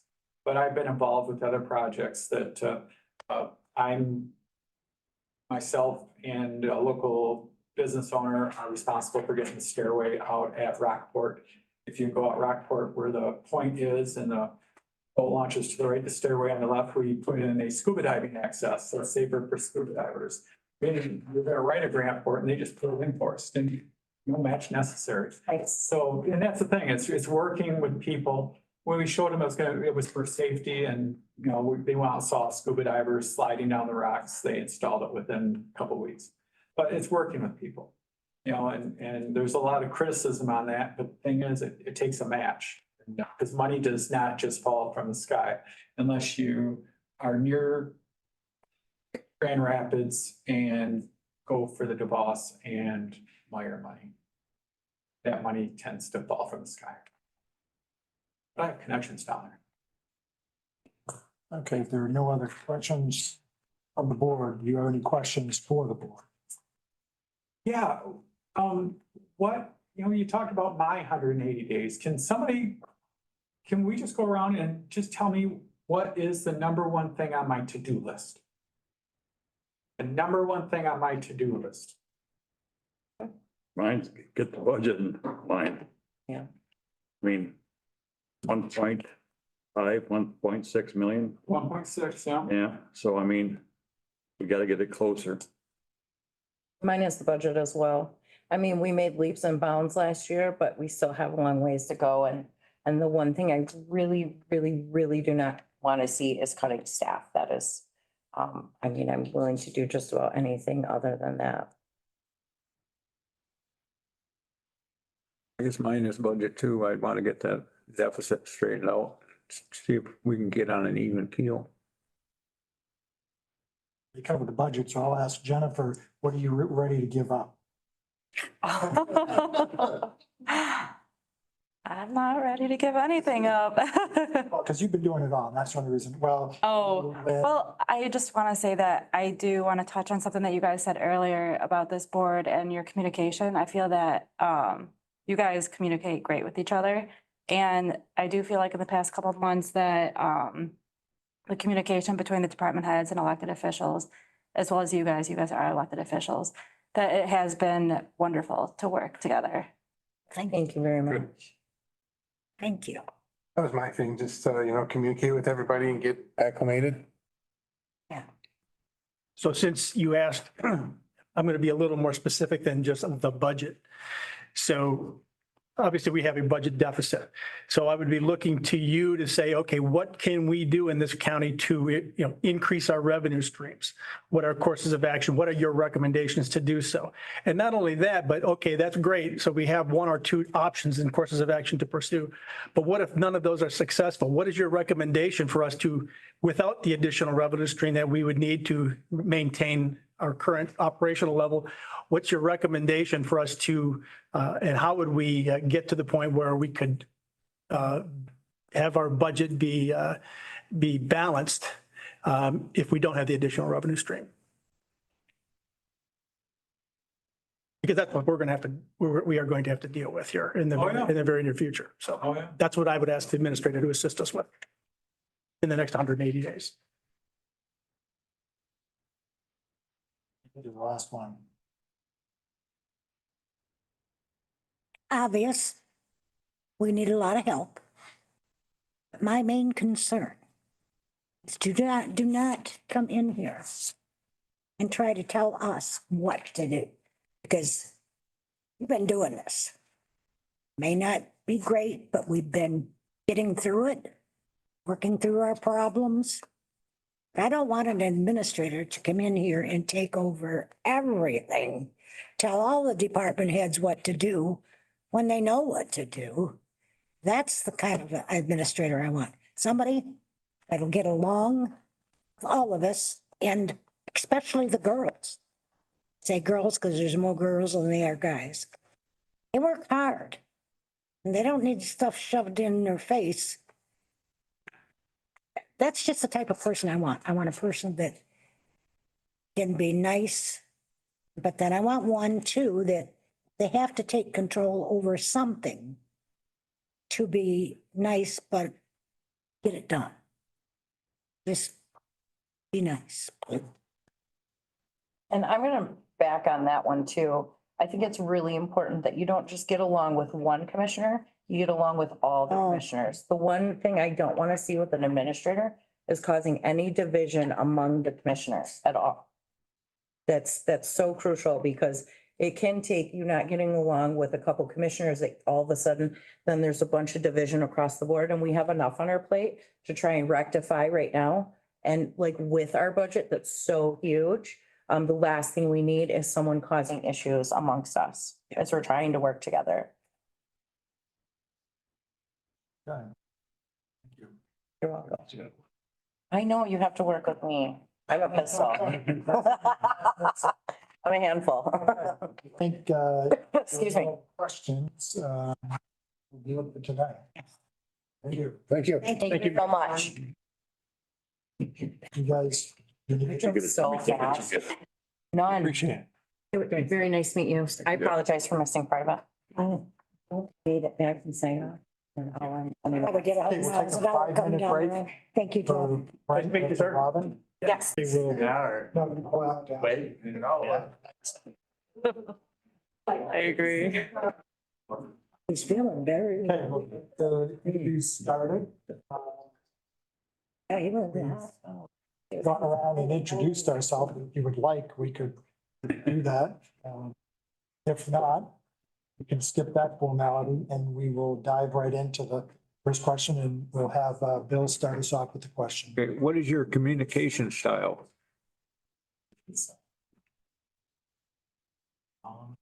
Yeah, I would say it depends on who I'm working with. I've had some bosses in the past that prefer written memos and emails, and I've had others who prefer a morning briefing verbally. So, I really work with whatever my employer needs. Very well versed in both written and spoken though. Thank you. How do you ensure transparent and effective communications?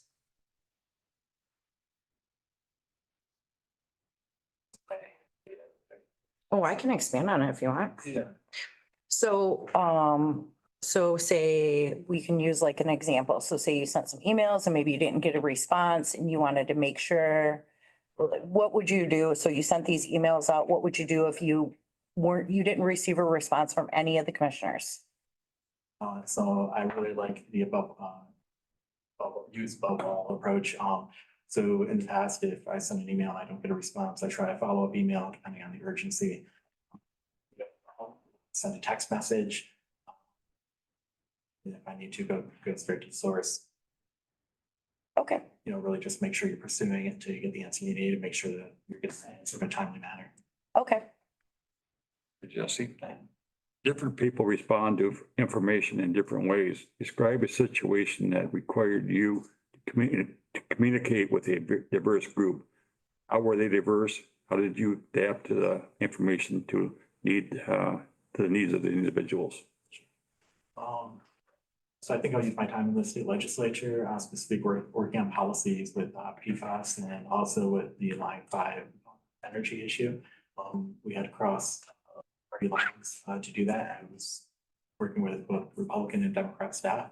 I think it's just pertinent that you're very conscious of messaging that works with each of those groups and what's important to them. So obviously, when we're talking about Line 5 issues, we're making sure we discuss the fact that energy supplies would still be available.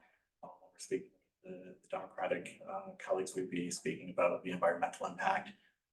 So you just have to be conscious of the individuals that you're talking to and make sure that you're conscious of what actually their goals and objectives are. That you're communicating that when you speak with them. Thank you, Jess. Okay, the next questions will be in leadership skills and style. Can you give me an example of a situation where you made a major decision at work this year? Can you explain how you came to that decision?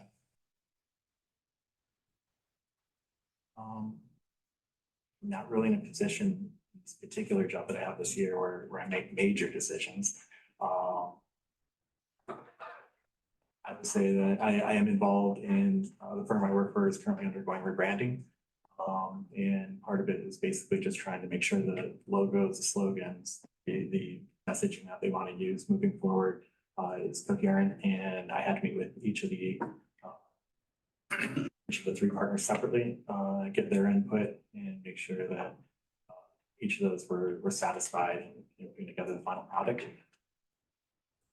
But you don't have a specific one for this particular year. Thank you. Is there one from a past year you want to reference? Like an older one? Yeah.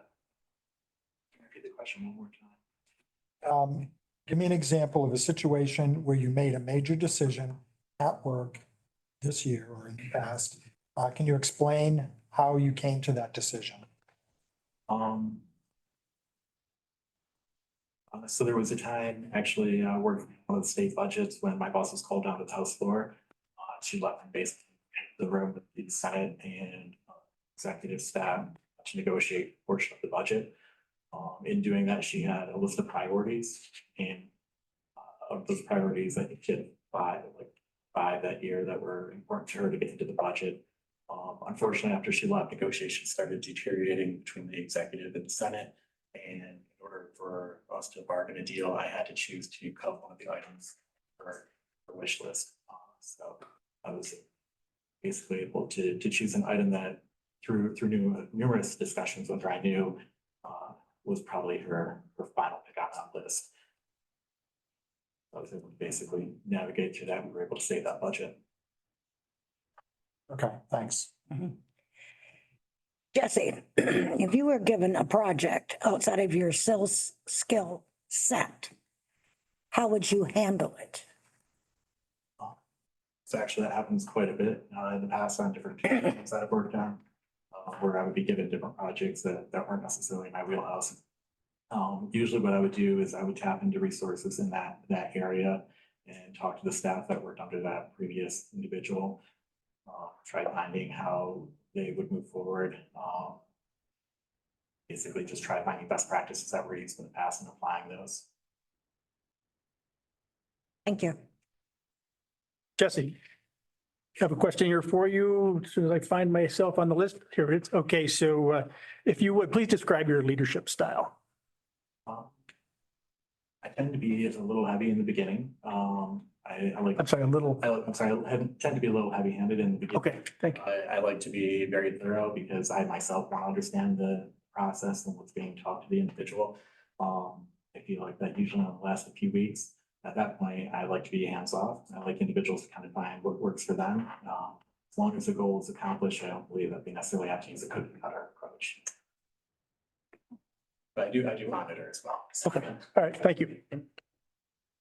How do your peers describe your leadership style?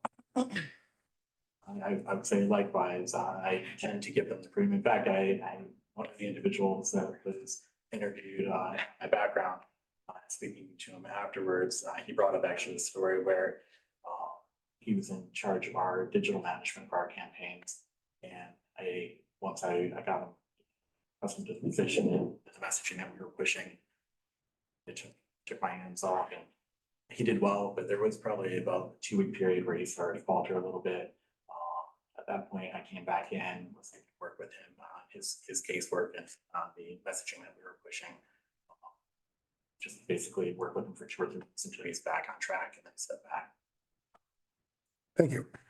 The next one is human resources expertise. What is your experience hiring staff?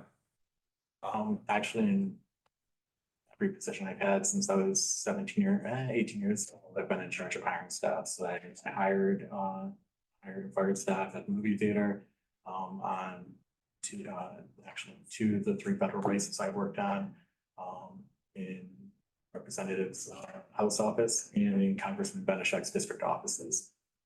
Quite a bit of background with hiring. Thank you. Management. Jesse, what is your experience with collective bargaining?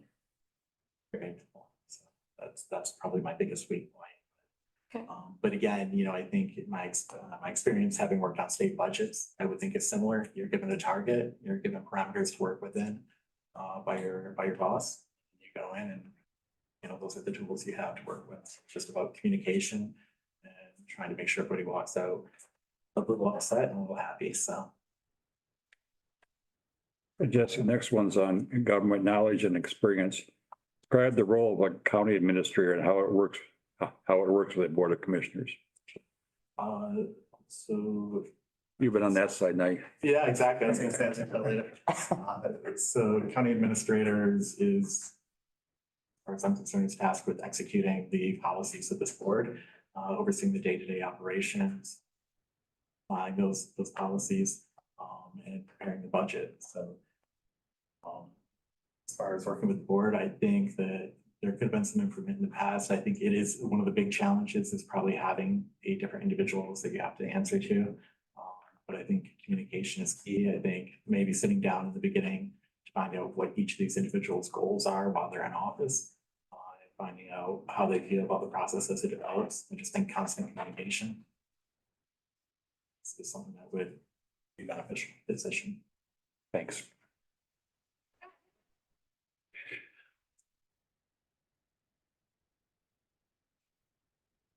Lost my place. Oh, you the first one, okay. Describe your knowledge of county operations.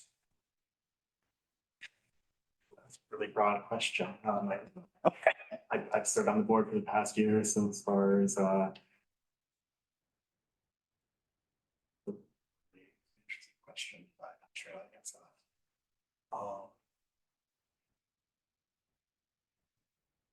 County operates in order to fulfill certain services that are required by law. As such, we have different department heads. Those department heads, how they're structured, are either elected or non-elected. This board oversees budgets for all of them. That's just a very big partnership of either elected officials or appointed individuals come together to accomplish the work that needs to be done. Okay, thanks. Jesse, how do you stay current in municipal best practices? Again, I think it's a little unique in my position because I currently, yes, get the back updates, get the township magazines. I was lucky enough to serve on personnel for first year. Learned a lot about best practices during that time. Again, just my ears open and making sure I'm reading up plans coming across. Thank you. Jesse, this question is regarding finances. So what is your experience in the area of budget and finance? And have you been involved directly in the mechanics of budgeting, budget presentations at meetings, and monitoring the budget? Please describe that. So during my time in the Michigan House of Representatives, my member was assigned to the Appropriations Committee for all 6 years. During that time, we oversaw 10 budgets spanning 3 different departments. That process was very, very involved. We began almost immediately after the governor would give her the budget update for the year. We would be delivered a book by House Fiscal. We'd immediately go through our portion of the budget and start analyzing it. At that point, we'd start meeting with department heads, stakeholders, other elected officials who were on that committee. Find out what their priorities were and start crafting that budget and making a list of possible cuts and additions. and that process played out every year for 6 years that I was there. So we had DNR for the first 2 years I was there. And then we had DNR and Eagle, which energy, Great Lakes and environment, Great Lakes and energy. The second and third year, and then the fourth year was DNR and DART. For 6 year, I apologize. So quite a few budgets that we got to work on and making sure that work. Okay, thank you. Okay, what is your understanding of the financial situation at the county? And what are your financial concerns and how would you plan on addressing them? I'm very, very concerned. It's one of the reasons why I decided to office. As of now, I believe we're at 1.4 million deficit projected in the budget. I wish I had a magic wand and could say I had a solution to fix it. I don't. What I do have is the drive to want to fix it. So lucky enough to be chosen, I can promise that a lot of my attention is meeting with the different departments and really jumping in, trying to figure out solutions. Thank you. How will you help the county navigate the large deficit? I would reiterate what I just said. I think part of the thing that I don't know if was done in the past is actually sitting down with the departments one-on-one. And I also think more one-on-one time with this board is we process or through the process with these different department heads would be helpful. I feel that it was kind of rushed last night. I'm eager to kind of see how this new year develops with us having the budget workshop committee. Thank you. Jesse, describe a time when you made a mistake and walk me through your takeaway from it.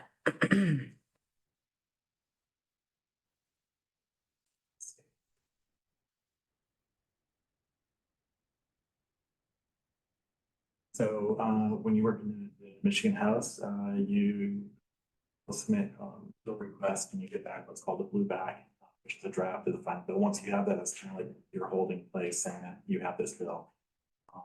There was a time following COVID when Rep. Allard wanted a certain bill submitted, and unfortunately, a day late in getting the request in. There were two other members who were ahead of us as a result. So I reached out to those office to see if we'd be able to partner up on those bills, and I got her on as a co-sponsor.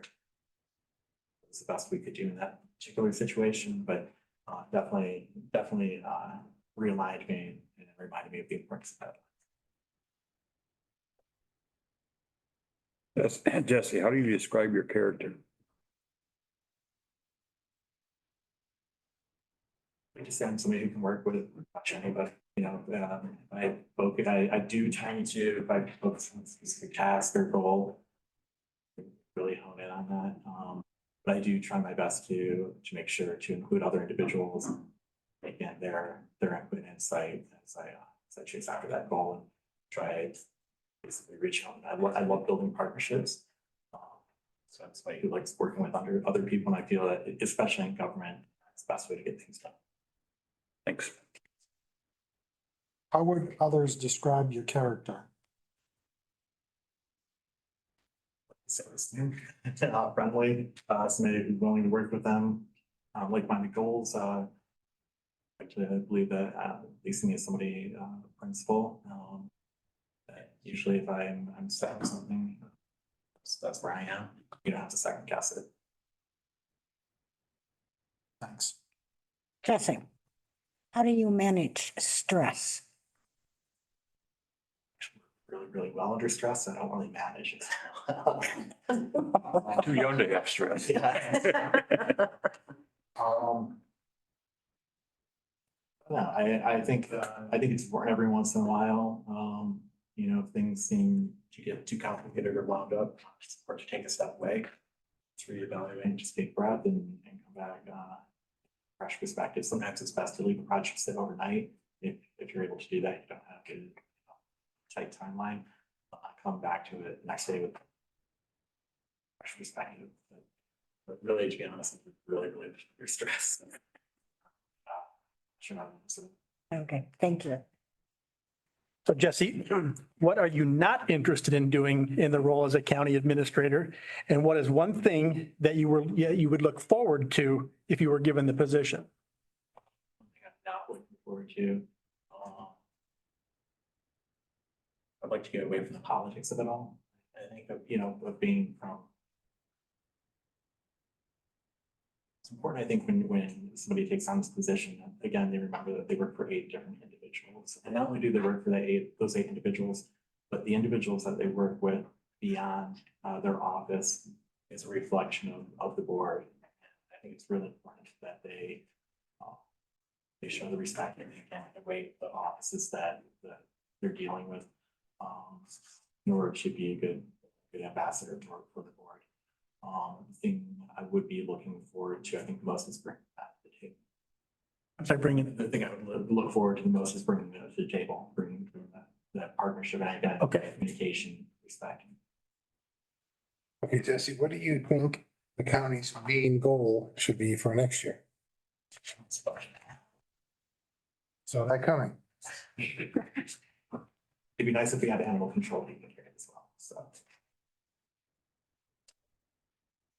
Okay, please describe a major accomplishment you were directly involved with in your current or most recent position. Did you say an accomplishment? Yes.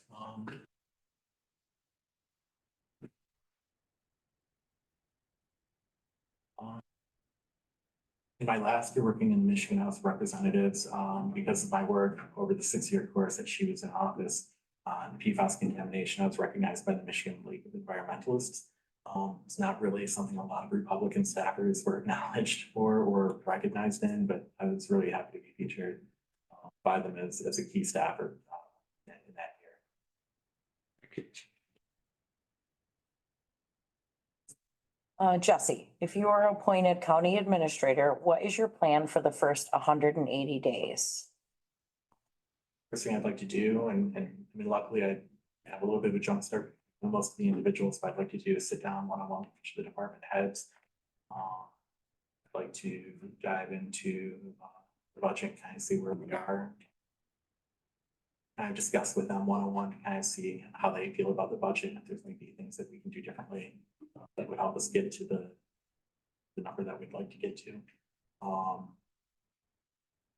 And really, I'd like to sit down with each of the members and kind of get to know them on a different level. It's different, much different as a colleague versus, as a subordinate. Kind of, again, my job would kind of shift in regards to making sure that I understood what each of the members' goals were and do my best to help accomplish those goals during their time in office. Jesse, given your unique experiences, what attribute do you think you could bring to the county that we've been missing?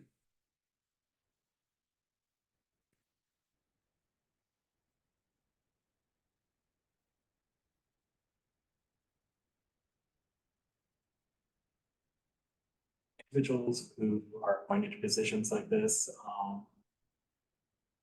at least I notice many of them are very dedicated.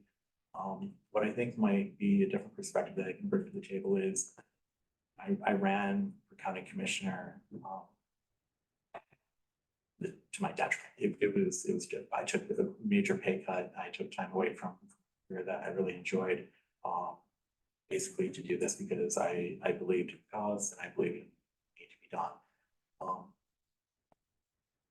I think bringing that maybe servant perspective to the table might be something refreshing maybe for the board. Thank you.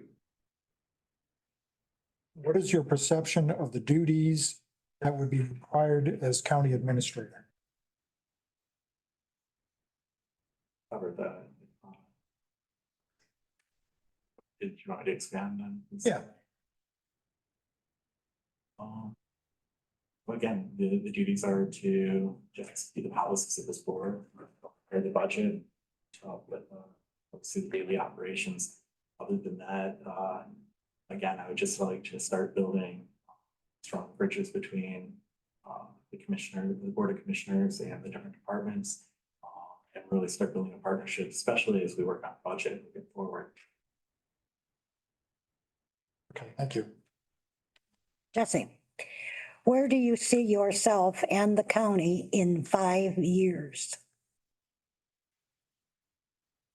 Hopefully I can be a county administrator and we have a balanced budget. Short and sweet. Tell it how it is. Thank you. But I read a book that was called Hope is Not a Method, but because I think we all hope that for sure. So Jesse, I have the last formal question is there any additional information that you would like to share with us, such as any news coverage or employment departure or anything that you would like to provide additional clarification to the board?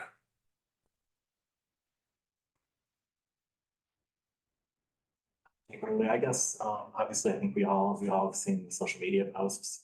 One thing that I'd like to clarify is there seems to be some confusion on a couple of items. One is that I would somehow be managing directly over 100 staff members. I want to be clear from my understanding, and I believe from the board's understanding, we have department heads, many of these staff fall under. The only time I would be involved would be if something bad happened or these department heads somehow failed and there had to be an override. In that case, we have an HR department, we have a personnel committee. There's so many other steps. So this idea that's now 100 people single-handedly was kind of thrown out there. So I think that's important to clarify. The other item is the fact that somehow things were rigged. Because I don't have a diploma, I'm not able to do the position. I went through a very rigorous process. I'm not sure if the public's aware of everything that we had to go through. We had one-way interviews, we had phone interviews, they did reference background checks, surveys. It was intense, and at the end of the day, they still found that I had the qualities and the knowledge to fulfill the position. So I just want to make sure that the public understands that, again, this is something that I went through we went through a third party entity. A lot of the requirements for this positions.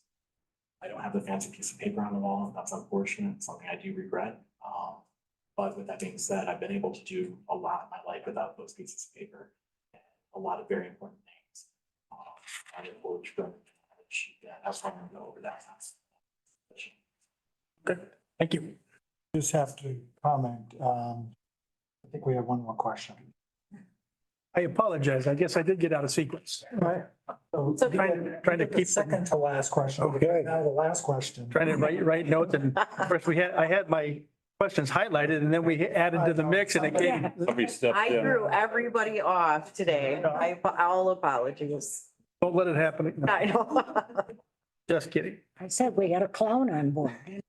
All right, so in your opinion, what are the most important parts of the county administrator position?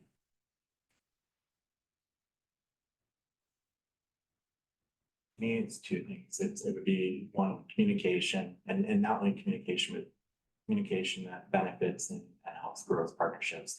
And the second item is I really think it's important. Again, it was never done for me, at least. So maybe I missed out, on a certain day or something. But I really think it's important for the administrator to sit down with each of the 8 individuals that he or she works for, and really gets to kind of know them and gets to know what their goals are while they're in office, what they'd like to accomplish, and then do their best in order to help those individuals execute those goals. Okay, so that was the last question. So with that being said, are there any additional questions by the board? Yeah, got a question. Okay. Yes, because we're financial situation in the county, and we apply and depend on a lot of grants. What's your experience in grant writing? So minimal, we used to do these things called legislative grants, which are kind of a shortcut version of the grants. Like, for example, Commissioner Malone, we're in a basement just a few weeks ago with something like Beaver Lake Park, working on a grant with them. So I mean, I'm familiar with, what the necessities are, what the checklists look like. Have I ever put together a grant? In normal sense, no. But we have put together grants that secured funding for things like the nursing ACC, Bagley Street Bridge, the Boys and Girls Club here in Alpena. these were all things that came across my desk in Lansing that I specifically helped tailor the final touches of the language to, packaged up the grant piece of information that they would bring over. Because usually what happens is they're chasing grants, all the legislative grants aren't what they were originally kind of for. It was money that we found out they needed. They were chasing elsewhere. We were able to basically, I guess, intercept the grant request. So I am familiar with it, but I've never actually fulfilled. $750,000 to the Boys and Girls Club. Yeah, a lot more for the back of the street grudge. Like 1.2 million. Does anybody else have any other questions? I do. Oh. Jesse, so, you know, you've been a county commissioner for about a year and a half, almost a year and a half now. And so in that role, the knowledge from that role and the experience in that role, how do you think that makes you stand out from the other candidates as a county administrator? So I don't know if it makes me stand out as like, at least in the regard of, I know what myself as a member would have appreciated as having tools like that. And it's not necessarily, you know, again, everybody has a different approach. I don't think it was intentional, but it's definitely something I appreciated. You know, that I have this part of it, this working partnership, and that's again something I hope to bring back to the table. Getting a position. Okay, thank you. Jesse. How would you be able to get along with office staff? And what do you plan on doing if you are hired the first day you walk in? What are you going to do? Really quiet. I'm gonna observe. No, I think, you know, I think it's important that, you know, we have to know that Mary Catherine has been gone for quite some time. Had a terrific staff that's really helped us together. I would really appreciate the opportunity to get in and to individuals day to two one-on-one, get to know what they're doing on a daily basis. Maybe what they've been struggling with. So, and also like learn. Really, again, just be very, very quiet, observe and work with them for the first couple of days, but you know, I have to commend them for the job that they've done so far. Building's not burning down, things seem to be running, you know, smoothly, so. You're not going to try and tell us what to do? No. Oh, excellent. Excellent. Can we talk you into trying that with Brenda? Just one. Eat the popcorn. Just the clown of the board. I just want to, I have one question. I want to get some clarification. I think you're obviously a little bit nervous that you might have. Yeah. I want to make sure you made comment that you don't have high school diploma. I think you meant you don't have a degree. I meant to say, yeah, I'm sorry, I meant. I just, it's listed, it's listed here. I just wanted clarification. Any other questions from the board members? If not, then this is your opportunity. Yeah. Do you have one more question? I realize that you've been ill and I know you're extremely quiet. Yeah. Could, if you were the administrator, could you talk louder?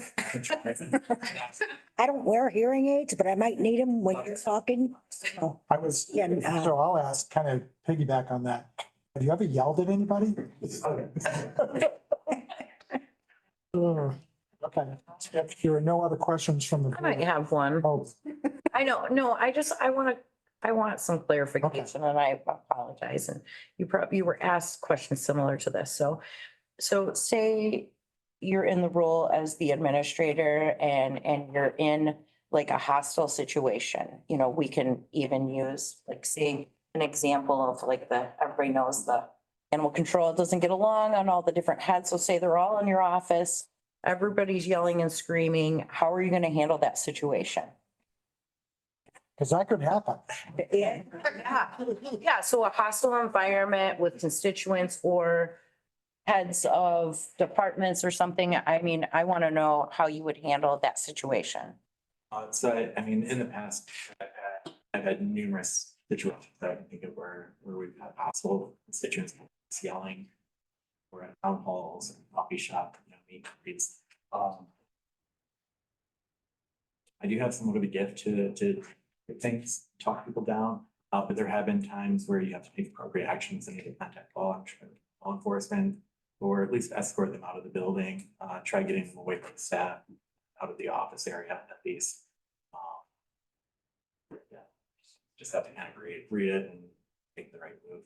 Again, I think this goes back to it would be helpful though, to be able to sit down and really kind of know the personality of each of the commissioners, because depending on what issues are being discussed, you can speak a little bit more eloquently as far as when you're trying to de-escalate the situation. You know, I can assure you this, or I can assure you, Commissioner so-and-so that. And that's why I have a relationship, I think, with their employer. Thank you. I'm sorry, I'm done, I promise. Okay, so that's the last of the questions from the board. Do you have any questions for the board? It's the rest of the process is nice. What is what? The process from here on out is. So Good question. one of the things that we will be doing is after we're done with the interviews, that's it. I'll let you speak because you're the smartest one on this subject. Okay, so after the interviews today, the commissioners are gonna go take a Google survey that I sent out this morning. So you guys should have that in your email, and they're gonna answer questions on each candidate. And from there, the hiring firm is going to consolidate the responses. And then we're gonna discuss those at the full board meeting on Tuesday. And is that gonna be closed session, or is that gonna be? That's gonna be in public. So you'll have to go from this side to that I side. was gonna ask, how does that? I don't know. We'll play it by ear and see how it goes.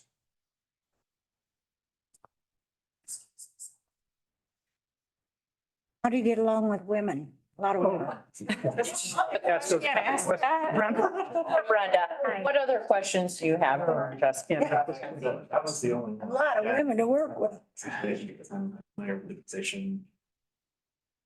So. You know, have a lot of other questions. It was a little nerve wracking after my final, we're doing practice checks, and I did my phone interview. Talent agency.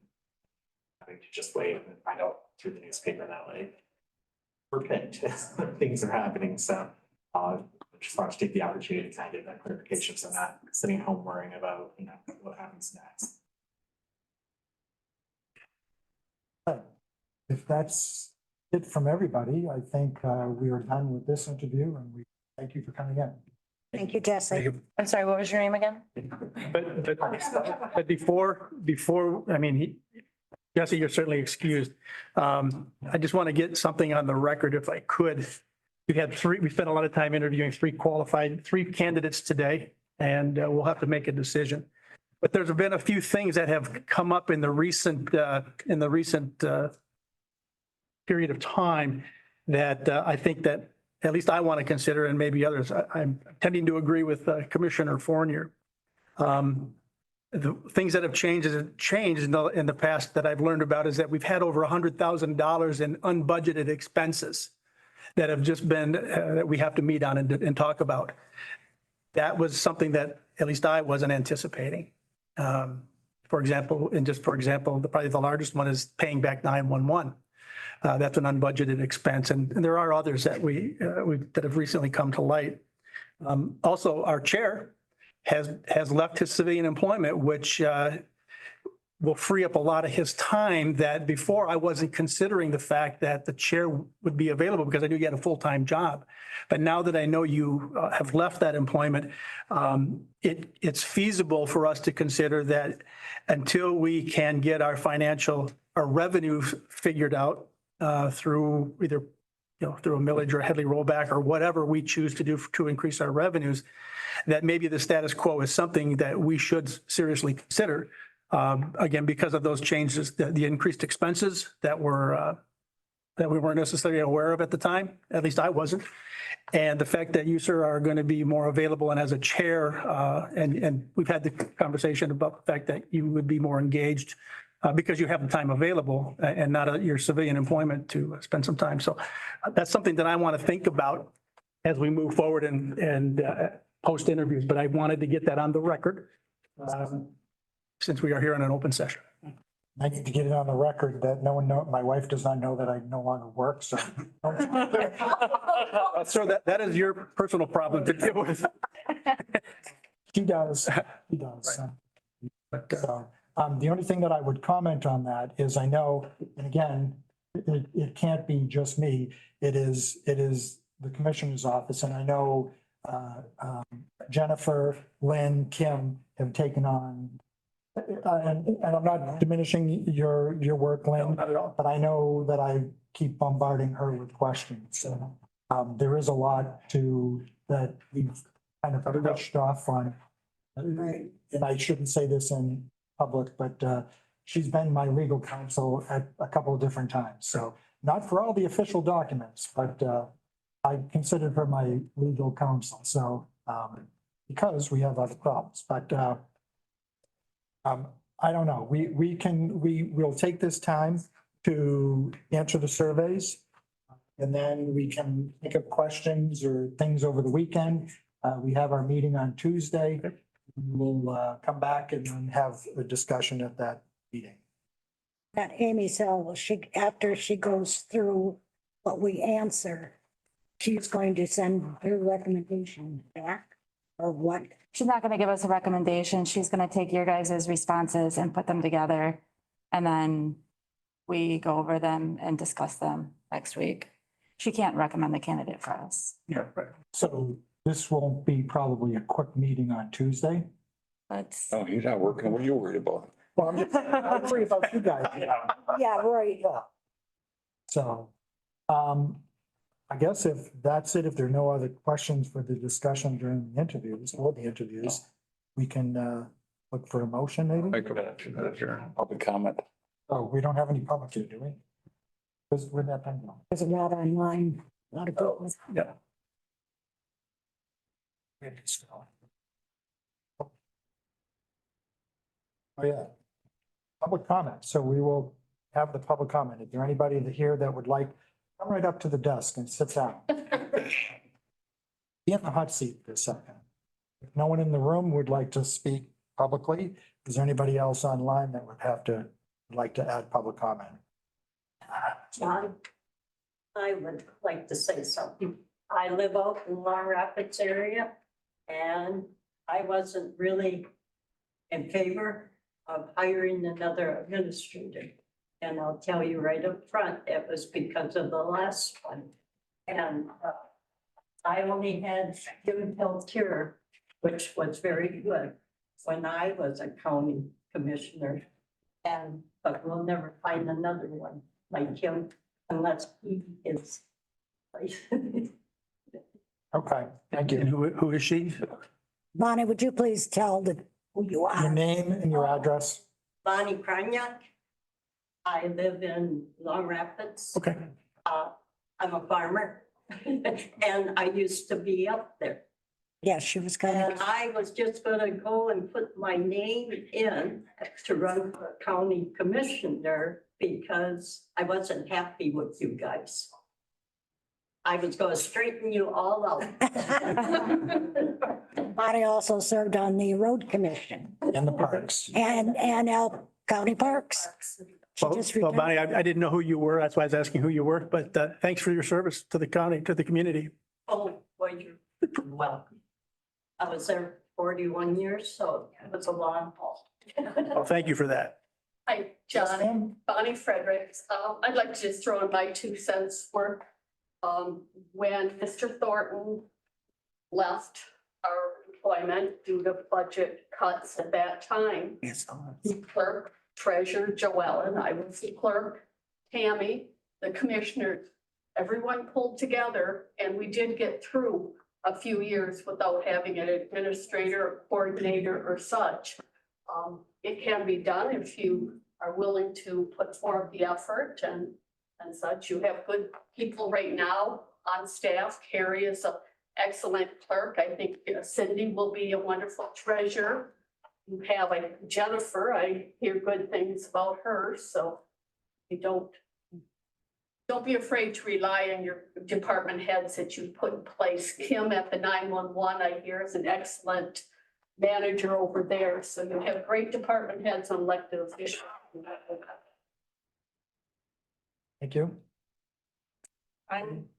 My name is Jamalyn McCollum and I've served for the county 37 years as county treasurer, and I think the process was very fair and informative.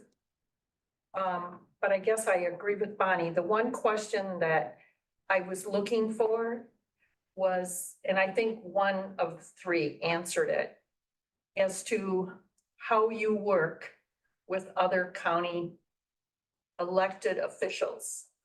Because clerk, register, sheriff, treasurer, prosecutor, drain commissioner, all of those people are elected officials and they have statutory duties. And rights. And management rights. And it would have been nice had question been, because I have heard in the past from several people that that hasn't always been the case, that the administrators of past have not necessarily worked well, let's put it that way, with department heads are one thing, but elected officials are quite something different. And it's very important that those people and the commissioners all work together. And I'm with Bonnie. You can do it if you have to, without an administrator, but those are the people you're gonna have to rely on. And, you know, listen to them. They have a lot of experience behind them, and work with your HR person and, you know, anybody else, because it is a cooperative effort and the county is huge, the departments that you have to work with. That's all I've got to say. Thank you. And just to add on, Tammy Bates. Tammy Bates, we are here because we care. Yes. Between the three of us, we've got over 100 years of. You don't look that old. I know, thank God we don't. And we do care about the county, even though we're not sitting in chairs. You'll see, you know, that we do care, and that's why we're here. Yep. You know. Okay. Thanks for coming. Thank you. And Appreciate it. just one last check online. I don't see anyone raising their hand. Okay. I would. Motion? Make a motion. Motion to adjourn by Commissioner Peterson and supported by Commissioner Head. All those in favor signify by saying aye. Opposed, same sign. What do you got? This is. Support.